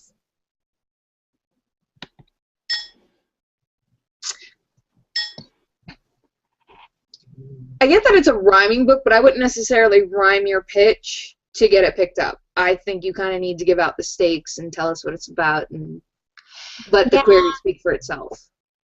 And it says play with me, Mummy, right? And so it's about Mom, but who is the narrator? Who's the kid? Yeah, there's no main character for us to connect to, even though it's the short pitch. I feel like that's what's missing. It reminds me of Mama Llama a little bit, and I like that about this, the first pitch, clearly the car can drive. I like that, what she's saying, but I would like to know who is the narrator. Is it the kid who's doing it, or is it the mom? But this way, I would go with this pitch. Clearly the car can drive itself, and dinner isn't needed today. Mom can't always stop her work, but she can always find time to play. I like that pitch better than this other one. But is it going to be like if it's going to be like Mama Llama, I would keep it like that. But if it's a boy wanting his mom to play with him, then you might have to readjust it and make sure that you're using the boy as the MC. But if it's the mom, then I would leave clearly the car can drive itself. I like that. We do have a question from Megan Freeman. She asked, how many different versions of the pitch should we have so that Twitter doesn't block our tweets? How often can we repeat previous tweets? Well, I think it has to do with your follower count, because sometimes, like, I repeat tweets over and over and over and over again, and I never get blocked. But the thing is that you can always have your one tweet, but move around PitMad and MG. Move it different ways within the hour, and I think you can do it again in the next hour. So just you can do that. Some people will say to have different variations of your Twitter pitch. You can have the same one, but then move just a word here or there, or move the PitMad or the category around, or you can put PitMad in the front and the category in the back. You can put it, just move it all different ways. And that should take care of it. But I also believe the actual rule with PitMad is only tweet one pitch once per hour. No, it's your pitch twice an hour. So twice an hour. Twice an hour. That's twice an hour. But I always say, wait till you see an agent on. Wait until you see an industry professional tweeting their favorite, then you do it. You know, like if you're just sending it out and you don't know if there's an agent on, sometimes we can't see. I don't know. I'm so busy behind the scenes that I don't see when they come on. But I think you guys do, don't you, when you are Twitter pitching?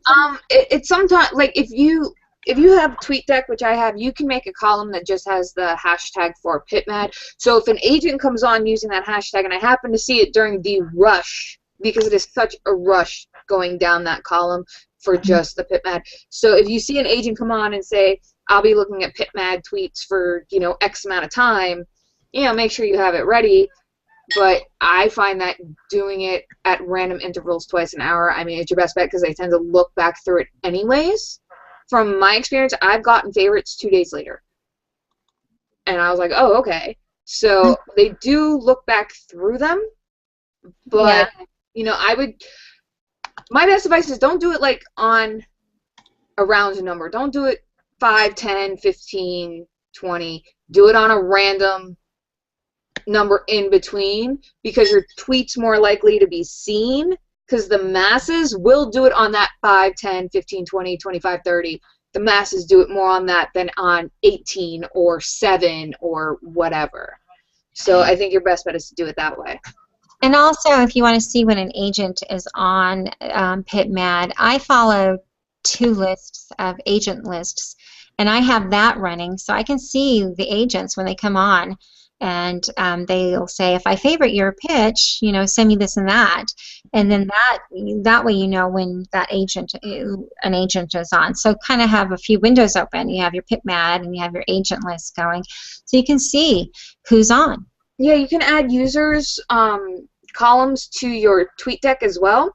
So if you have certain agents that you know participate in like Pitch Wars and PitMad, and you're hoping for them to come on, do a user column for them so that when they specifically come on and say, hey, I'm looking at these tweets, well, now you've got a heads up that it's just going to be their tweets. So you'll be able to see every tweet they give. And if they say, hey, I'm on, well, now you know one of the agents you're looking at is on, and you've got a better shot at them seeing your tweet. So, let's see here. And then you'll also, so you know what they're looking for, go to their feed, and they will have said, if I favorite your tweet, send me this. And that's the submission guideline that you need to do. And also you need to put PitMad request, your title in all caps when you're sending in your requested material. And just a note, guys, don't favorite PitMad tweets. Absolutely retweet them. But if you're not an agent, don't favorite them, because that can get so confusing. So just make worse than you're waiting on your phone all day in your cubicle at work, and then you're like, oh, I got a favorite on my tweet, and it's Joe Schmo, who I love tweeting about cats with. Yes, but it's not an agent. So retweet to your heart's content. If you love a PitMad tweet, retweet it. That's great, and that helps get it out there.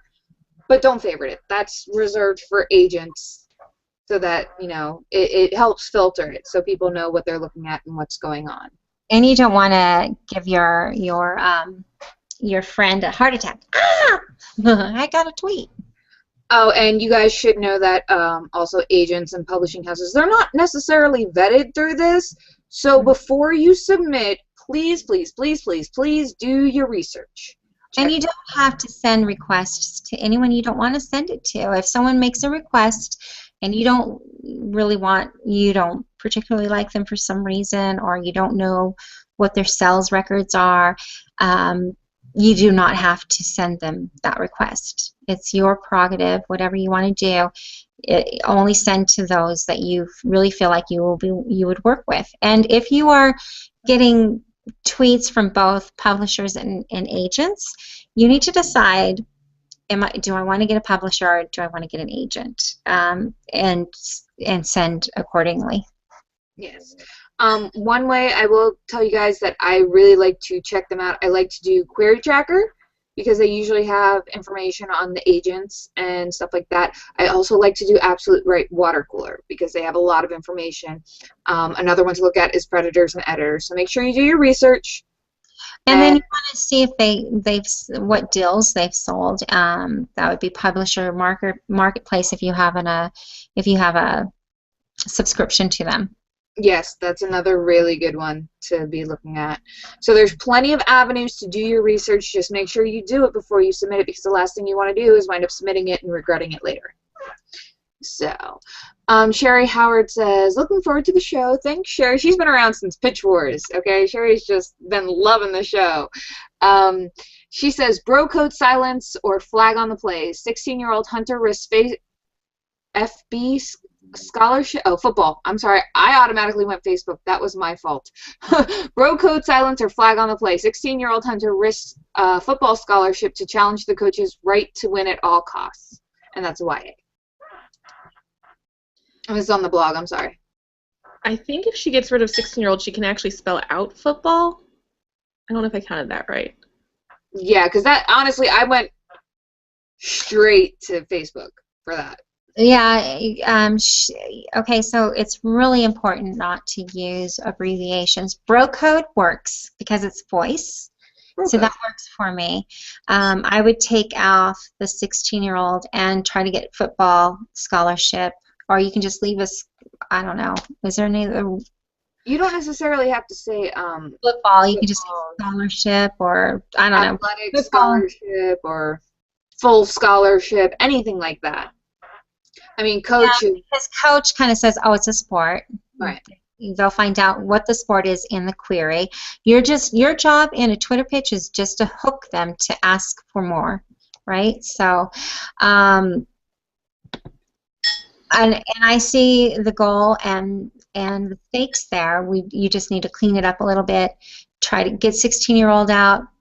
Figure out what you're going to put as the scholarship to challenge the coach's right to win at all costs.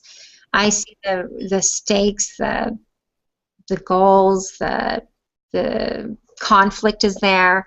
It's a good pitch. Just fix it up a little bit. Kristen on Facebook, I'm loving this. It's Eris0303, who has also, I believe, been around since Pitch Wars. But I love her new title as Kristen the Krampus, which is the anti-Santa Claus, so that's cute. But she says that the last PitMad, she was favored by a press that, when she did her research, she knew they weren't going to get along, so she didn't submit. Right. Yeah.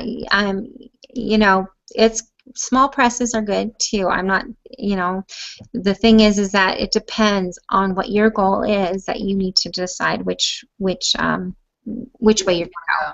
Absolutely.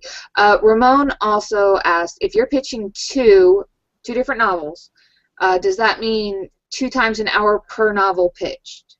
Yeah, so it's 2 per novel, so that would be 4 pitches for you, right? Because it's just I say 2 per manuscript. So there you go, 2 per manuscript. So for every manuscript you're submitting, you're allowed 2 pitches per hour for that manuscript. And that's the general guideline.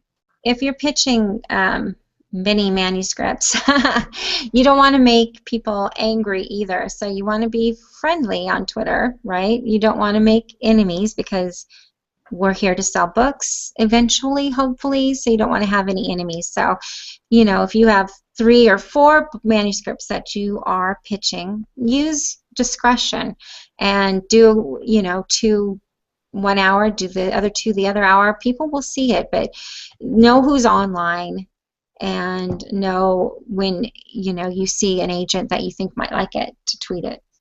And again, make sure they're complete, because I've heard a couple people say in the past, oh, well, that would definitely be motivation for me to finish revising or writing if I got a favorite. Don't do that. Just tweet if you have the actual manuscript, and you can click send within a day or so.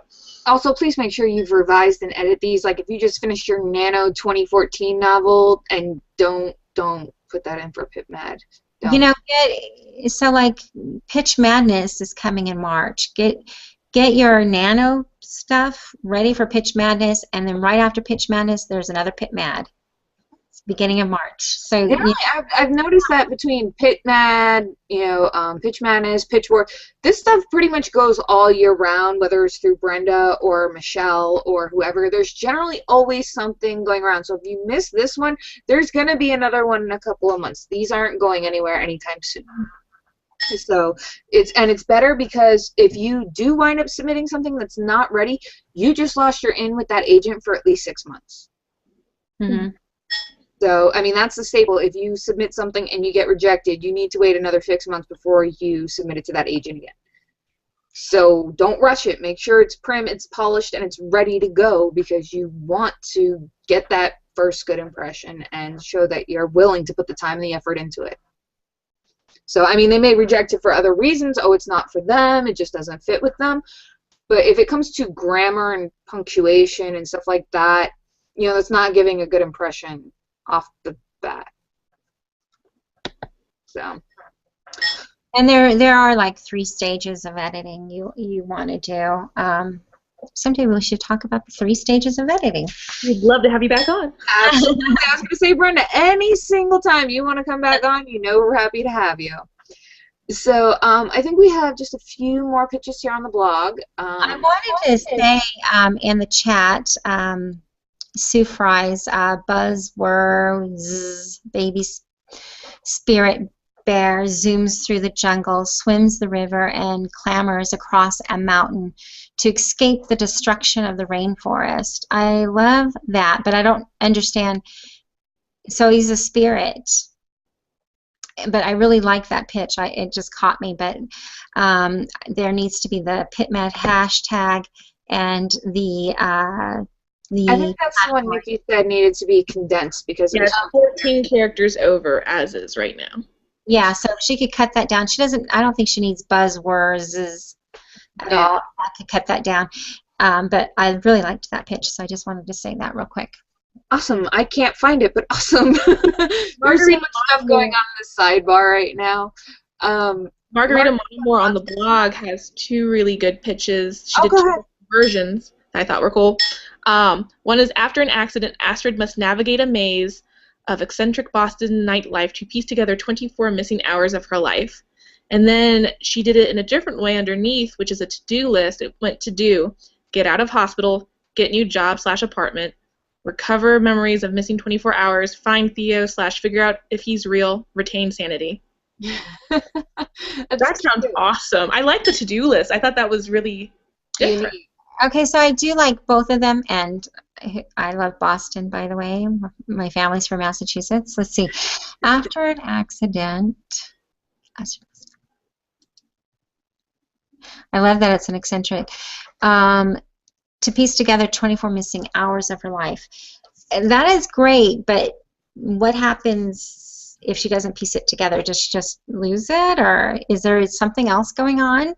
Yeah, that's not a to-do list, because it said retain sanity, and that felt like that was a roundabout way of saying the stakes. Okay. But maybe I'm wrong. I don't know. So I think instead of retain sanity, well, I mean, it does have recover memories of missing 24 hours, so I think that would be a big thing. Yeah, but what happens in those 24 hours? Like, you know, I've missed a few hours after a long night of drinking, so what happens if you don't retain those 24 hours? There's got to be a bigger stake than you've just missed 24 hours of your life. Like, what happened? Like, is she beat up? Is something happening? Or yeah, it says get out of hospital bed. Yeah, see what happened there. Well, yeah, that's I like the first one better. I think after you pointing all that out, I think the first one gives us more information. Like, get a new job and apartment. Would she have lost, so she doesn't know who she is at all, or just doesn't know what happened to her in that last 24 hours, and how did she lose her apartment and her job in a 24-hour period? You know, that just doesn't sound real to me. But I like this first one here, but I would want to know why she has to retain those 24 missing hours, other than, you know, curious, did I do something, you know, wow, and what is going on there? What is there some sort of mystery that she needs to solve, other than what happened to her in the 24 hours? Why is she wanting to solve that, other than I probably would, well, there's been times when I'm like, what happened there? But anyway, you know, college life, stuff like that, you know. That later. But anyway, is her clothes ripped up? Does she think she was raped? Is there some evidence that something bad happened in those 24 hours, other than, well, the second one says hospital. Why did she end up in the hospital? So she needs to kind of put both of the information in both of them. I do like the to-do list. I think that's always fun, and it kind of catches their eyes. But we just need to know why she has to retain her sanity, because it's only been 24 hours. And I'm rambling. No, you're never rambling, Brenda. That's very valid. Thank you. Yeah, I love your input. So I mean, you're always pointing out things that the rest of us might have missed. You have a really good eye for this stuff. Yeah, but you point out things that I missed too. We all point out things because we see things differently, and each person that reads something is going to point out something different that they're going to notice, and that's why it's always great to have several critique partners than just one. Kelanubi says, here's mine and thank you. When an abusive partner threatens her son, a LARP star sets out on a quest to go from real-life damsel in distress to heroine. I think the stakes are pretty clear, and I like that. I mean, LARP is live-action role-playing for anybody who doesn't know. Thank you. Basically, she's caps or no? Yeah, I think that would be all caps for LARPing. Yeah, LARPing is all caps. It is. It's live-action role-playing, like when they go out and they dress in costumes. So I'm assuming that she is, for the live-action role-player, she is, you know, the heroine. So I would say something like, when an abusive partner threatens her son, LARP star goes from, you know, fake heroine to real heroine or something like that. Because I don't know that we need the real-life damsel in distress to heroine. Yeah, this is just too vague for me. I mean, how does he threaten her son? What does she have to do to help her son? And why is she saying he's an abusive partner? Like, what triggers the fact that he's abusive to her, but then goes after her son, and now she's ready to, you know, be the heroine? And I understand that a lot of people will protect their kids more than themselves, but she's had this abusive partner in her son's life, obviously. But yeah, so what is the quest? Is there an actual quest, or is this just a metaphor for her? She has to become a heroine instead of a damsel in distress kind of quest within yourself kind of thing. It kind of throws off, like, is it a real quest, or is it just a quest within herself, you know? Yeah. And how does he threaten her son with what? You know, Are they stuck under this roof? Is she unable to get away? And if he's that controlling, how is she going out to do live action role playing? It's kind of like, you know, you gotta give us more. Yeah, I guess for me the stake also is it like could she possibly be having a psychotic break because it's an alter ego type thing, or is it, you know, not as threatening as that? I feel like I'm not entirely sure on that level too. Yeah, it's just too vague, and I think you just need to, you know, does he threaten her son with? You know, like, is he going to beat him up? Is he going to kill him? What is he going to do to his son? Or is it just the threat that he could do something bad to her son because he's abusing her? So you just need to really hone in on when this happens, you know, she goes off to, she has to be strong to protect him. But, you know, it's got to have the clear stakes. It has to have a clear goal, and we have to know what this quest is. Is it an inner quest to become a better person? So just kind of clarify all that. Yeah, definitely. I agree. And then Mary Ann Nicholson says, Mallory has the luck of the Irish potato famine. Even a marriage proposal from the sexy man of her dreams could end in calamity. Calamity is all caps, so I'm assuming that's the title? I think so. I thought it was a catchy way to do it, though I don't know if she needs it necessarily. So why does she have to say the luck of the Irish potato famine? Maybe the, you know, the, what's the opposite of luck? Why can I not think of it right now? You know, the curse.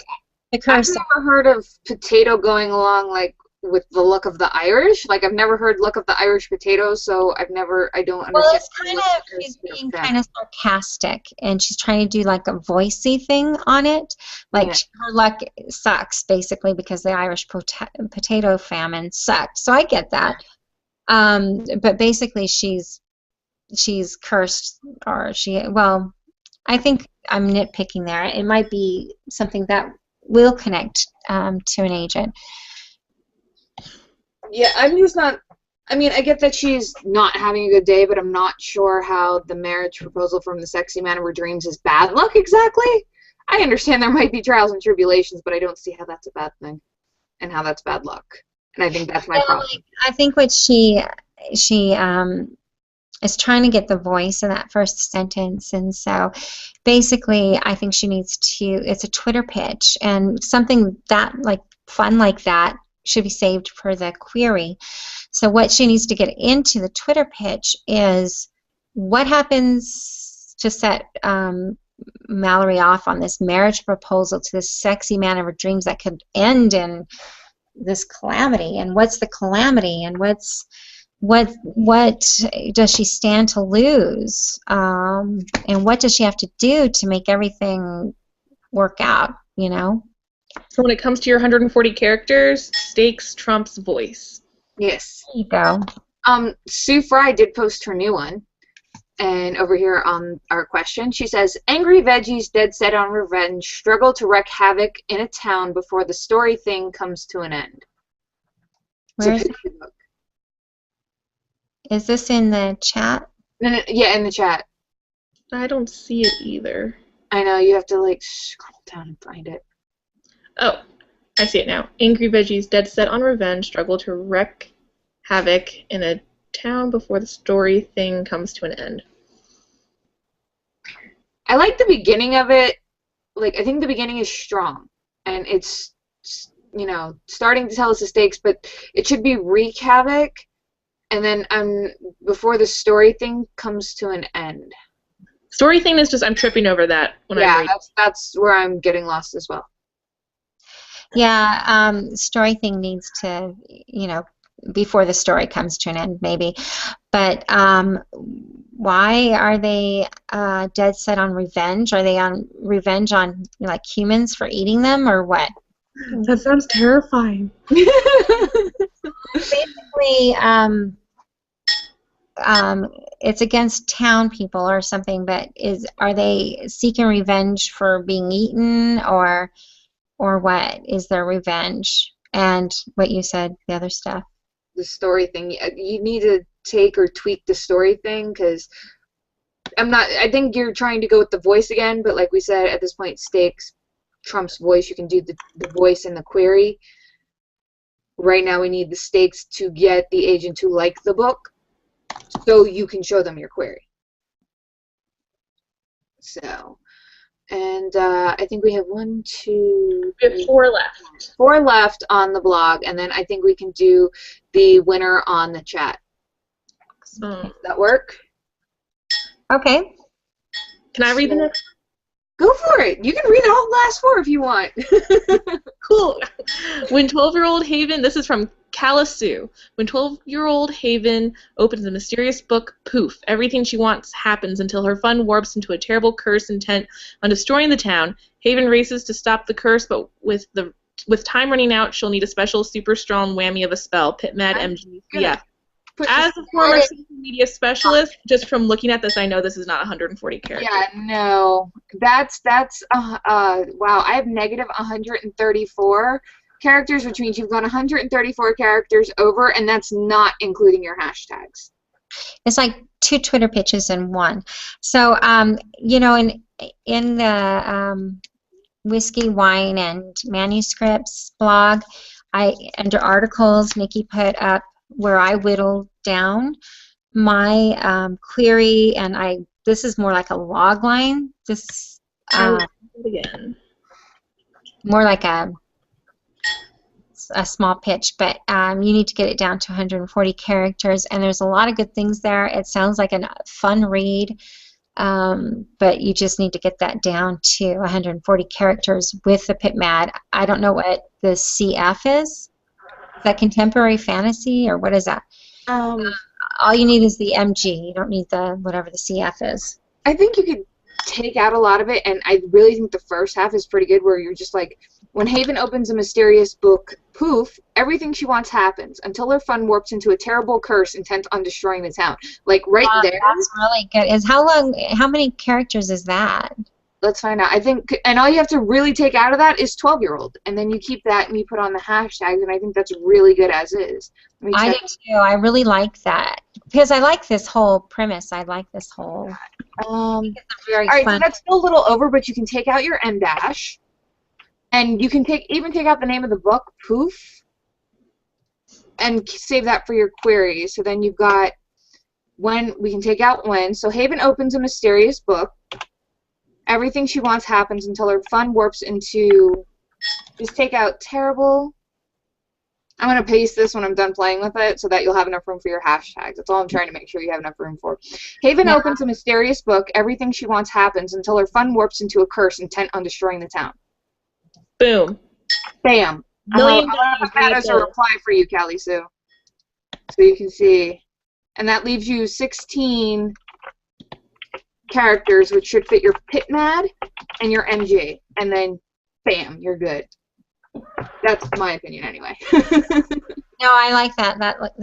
That's really good. That's a good pitch. I'm like a weird person because I always like the pitches that start when this happens. La, la, la. Every time I always do my pitches like that. Okay, I start off that way. Lindsay Slott has 4 different versions of her pitch on the blog, and the first one is when a sexless marriage and job termination push a traditional Jewish woman toward infidelity, she discovers family secrets. Ooh, well, I'll go through the rest of them. When a traditional Jewish bride falls in love with her fiancé's brother, her path leads to motherhood, infidelity, and family secrets. Tom Perrotto plot plus Emily Griffin voice plus Woody Allen's Jewish humor make a compelling story about modern marriage and infidelity. Little Children meets Revolutionary Road, and they shake hands with the help of Woody Allen's Jewish humor. I would avoid the last 2 just because I don't know what the book is about. Though, I mean, I'm a big fan of comp titles, but that's... Yeah, no, the last 2, and then the second one, it's like you need those spaces. You've got to work your magic and make a Twitter pitch work professionally. Don't use any symbols, just make it work. When a traditional Jewish bride falls in love with her fiancé's brother, that right there is like, whoa, whoa, whoa, I want to read this. Right there, just that line right there.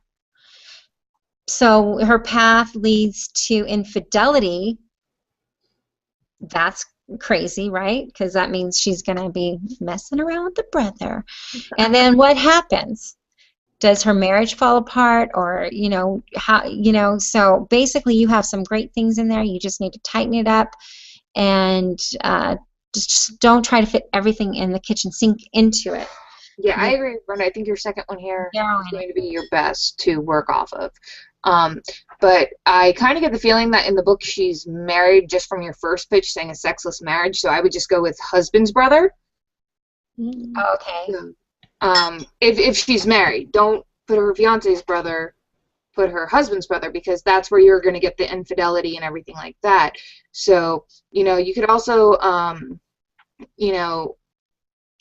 when a traditional Jewish wife falls in love with her fiance's brother, her path leads her against her faith and family secrets, something like that. Well, family secrets is too vague for me. What are the family, family secrets?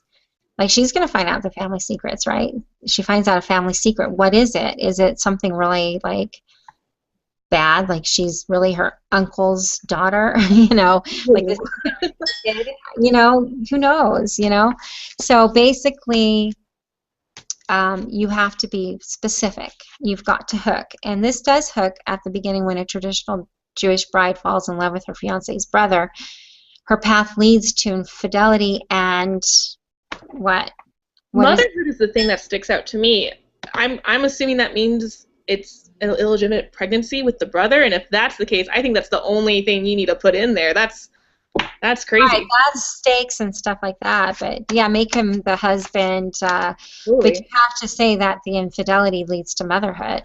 Her Yeah. path, or maybe That. her infidelity leads to motherhood. And those family secrets, if you're going to keep those, it needs to be more specific. Next one up is Kristen. To write her Hollywood memoir, Susie Duran will relive her career and the tragic mistakes she's been trying to forget for 19 years. What we can't know, this tragic mistake, we need to know the tragic mistake in this. To write her Hollywood memoir, Susie Duran will relive her career. Like, how is she going to relive her career? And what is that tragic mistake? You can tell us the tragic mistake. Is it a secret or is it part of the book? She's been trying to forget for 19 years. Well, that's fine. We don't need that part. What we need is what's going to happen if she really relives this tragic mistake. Is she going to lose her career? Is she going to lose a love? What's going to happen? Or is she going to reveal something so horrible that she will alienate everybody in the world? You have to be more specific. And I, love that she's writing a memoir, and there's this tragic mistake that she made, but we need to know what it is. Yeah, I agree. I really like the memoir aspect of it and the tragic mistake, but I don't know. I feel like there's just something missing. I think people struggle with finding the balance of giving too much away, but when it comes to getting the agent, I don't think that's a fear you should really give into. You should really be like, let's give it to them all so they know what they have and that they want you. Right. You got to give the agent everything in pitches and queries, everything up to the climax. You don't want to give away the ending, no, but you do want to give that away in the synopsis, but you don't want to in the query. Mm-hmm. But you want to hook them, so you've got to show what terrible, tragic mistake did she make, and you startle them and make them want to go, ooh, I want to find out about this. Gossip. Yeah, giving us the mistake doesn't mean that we don't want to read about how this mistake happened and how it impacted her life. So, don't necessarily be afraid to give away that mistake that I'm assuming messed up her career. That's what I'm getting from this.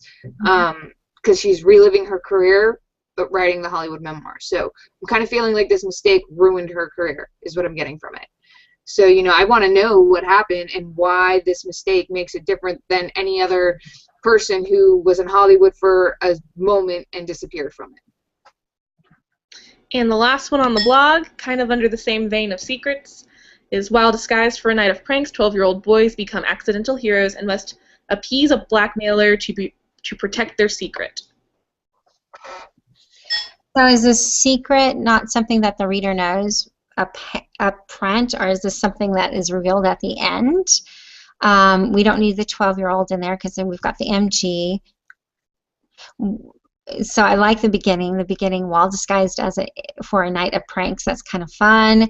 And then they become accidental heroes and must appease a blackmailer. So that's kind of contradictory, and I'm like going, well, okay, what's going on? Why are they being blackmailed if they became heroes?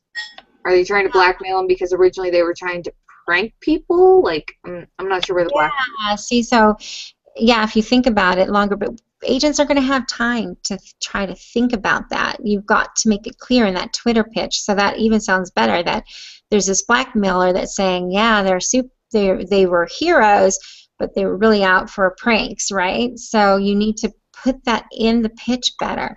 So while disguised for a night of pranks, are there 2 boys? How many boys are there? 12-year-old boys could be like 1. It could be, 2 to 5 boys. Who knows? So pranks. 2 boys become accidental heroes.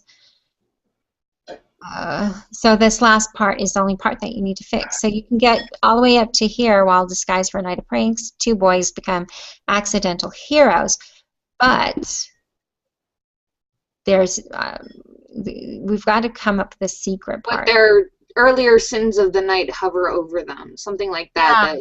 Yeah, Yeah, but It lets us know that these pranks, because I'm assuming these pranks are what the blackmailer is going after them with. So to let them know that even though they became accidental heroes, they're not free of their mistakes and the troubles that they caused before that happened. yeah, so we gotta. So basically, I'm to protect their whatever secret is the pranks that they're pranksters. So I don't know. So you'd have to work the words and get that just that last part done. The beginning is perfect. Yeah. I think it's pretty telling too that I mean a lot of them are these secrets, and I think if you've been on the fence about revealing that secret, just see how many tweets have some secret in it. You want to stand out against those. Yeah, you want to be specific. Just you want to say this is my story and this what makes it exciting, and it's the stakes and the goals and the event that propels them is all in that little Twitter pitch that drives everyone crazy. All right, and I'm doing random.org to find our winner on the side here. We're announcing the winner. I will tweet about that too. So Jamie has a pitch here. Did we get everybody's pitch? Everyone on the blog, yes. Everyone on the blog. I thought there was a new one on the question, but then I couldn't find it. So I was like, Did we do this one? Based on your feedback, Well, I mean, that's fine if you want to do it now that we got through all the ones on the blog, and I don't see any new ones, but that was Demoness retweeting hers for more feedback. Oh, okay. So I'm not sure where that is. So if you want to read it, and go ahead. And I'm going to pick the random winner.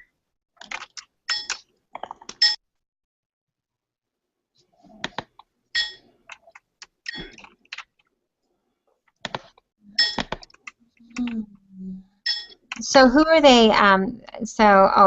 Do we want to read that? Do you see that, Nikki, or no? I'm trying to find it. Feel free to read it. I don't see it on my side.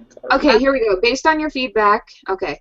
What do you think? When Fiona meets Amira, assassins literally kick down her door. On the run, the girls seek answers while struggling to survive. Okay, so are they seek answers of why the assassins kicked down the doors? And are they on the run from the assassins, or is there someone else that directed the assassins that they're on the run from? I think you could save space by taking out when she meets this girl, because to me that's backstory. She meets this girl, assassins come after them. So I would just say, she's on the run from assassins, and she has to survive or do whatever, and give the stakes. I don't necessarily think you need when she meets the mysterious girl. Unless is that the catalyst? When she meets her, this girl is bringing these assassins and Fiona gets mixed up in it. It needs more clarification of why it is important that she meets this girl. Then there would be a reason for it to be in the pitch, but there has to be a reason for them to meet and why you're bringing that up in the Twitter pitch. And is it because Mariah's got assassins after her and Fiona is in the middle, thrown in the middle of it because of this girl? And then who are they on the run from, these assassins, or is there someone that sent these assassins? Is it a Mariah's uncle who doesn't want her to take the throne, and Fiona just gets mixed up in the middle? You have to clarify, and I don't think you need to kick down her door. I think you just need to say assassins go after them, and then they're on the run from the assassins, and then who are they seeking answers from? Where are they seeking these answers? Is there this mysterious book they have to find that has all the answers in it? You have to be specific about what answers, where they're searching for these answers. Struggling to survive is a big stake because we all want to survive, so that's fine. But we just need to know who they're on the run from, where they're seeking those answers, and why Fiona meeting Mariah did she bring those assassins? So, Nikki, do you want to go ahead and announce the winner? Because I ended too. Did you get it? Oh, you did? Oh, okay. Yay! Sorry, just got it. And the winner is, and this is for a first chapter critique, right? Mm-hmm. Jess Peterson. Congratulations. He commented in our Q&A bar. So thank you. Yay! So, Jess, go ahead and email us whiskeyWineWriting@gmail.com, and then you can give us your information. We'll forward that to Brenda, and she'll be able to be in contact with you for the first chapter of your book. And everyone else who's still trying to figure out this whole PitMad thing, we have a blog with the awesome tips of Brenda Drake in the article section. Just go to whiskeyWineWriting.com, click articles, and it's right there, and she uses her own book as a breakdown on how to get that 140 character concept. Yes. So, and I think we did that. If you guys, if you posted to the blog while we were doing it, we had cut off comments earlier today, so we weren't overwhelmed, and we still got live comments over here in the Q&A. Possibly tomorrow I will try to go ahead and moderate the rest of them, and I'll put my 2 cents in. I don't know if Nikki or Brenda will have time, but if they can, awesome. So I'll try to at least get them up tomorrow and give the feedback, any thoughts we may have. Anybody who was already on there today, obviously we didn't have time to type it all out and reply, so just go through the video and yours will be there. So we have to have a secret word, right? For the do you have an idea for one, Brenda? I'm going to say, because for my book, how about for Library Jumpers, but the secret word will be gateway book. Or words, secret words. And so they would whiskey, what is it? WW Writing. So you need to follow @WW Writing, and what was it? Gateway book. Gateway book. So, and that lets us know that you followed us and you have the secret word and you love us and we love you too. But I have had an awesome blast with you tonight, Brenda. You are just fantastic. Oh, thank you. I love spending time with you too. You have to go on again. We can never have too much Brenda. Absolutely. I would actually love to have that other show you were talking about with the oh my god, my brain just 3 steps. The 4 stages of revising. Of editing and revising, yes, thank you. I don't know, I had it in my brain when I started that sentence and then it just poof went away. I was like, oh hi, okay. So yeah, we should definitely do another one for that. I think that would be a lot of fun and very informative for people to learn how to revise and edit their books, and about, you know, getting reliable critique partners who are going to be able to help you out. Yeah, that'll be fun. We'll set something up. Absolutely. Is there any last parting advice you have for people who are going to participate in PitMad? Yes, be very kind to each other and help each other, and you know, whatever you put out there, everybody sees, and it never goes away. So you always want to be kind and be nice on the PitMad hashtag and anywhere else that you're going to be doing Pitch Madness. Absolutely. Nikki? I think that's probably the best advice ever. Be nice on the internet. Not many people are. How about just be nice in real life and the internet and everywhere you go? It doesn't cost anything to be nice, guys. And let's just cheer each other on and buy each other's books, because we're all going to be, you know, published one day. You know, everybody has a journey, and we all have heartbreaks along that journey. And during the month of December, I have the Pitch Wars mentors are going to be guest posting and talking about perseverance, their lowest point in their life and how they overcame it, just for a positive, like, everybody has a story. Everybody, whether it's a personal story or it's a publishing story or something, everybody goes through a heartbreak. Everybody goes through pain, but we should all lift each other up and help each other through those kind of things and be nice to each other, both in our regular days and when we're online with our friends. I agree. Well said, Brenda, and quite awesome. And guys, I just want to clarify, if you are following us, make sure you tweet the secret word to @WW Writing so that we know you're tweeting it. If you just randomly tweet the word, we're not going to see it. So make sure you actually tweet it to us. And yeah, it's always good to actually see it. And then you can go ahead and we'll run that for what, till midnight? Does that work for everybody? Sure. Midnight? And then we'll pick a random winner and get that information over to Brenda so you can get your first chapter critiqued. Thank you so much for the surprise, Brenda. We love surprises. I'm like always about surprises. I've always liked them, and I'm always throwing them out there. So I like to do that. It has been a blast. Thank you so much for being here, and I know your time is precious, and you're going through edits for your next book and everything, and just thank you for taking the time out to do this for the viewers and everybody else, because you are just that awesome. Aw, well, I love you guys, and thanks everybody. Bye. Bye, guys. Have a great night. Bye.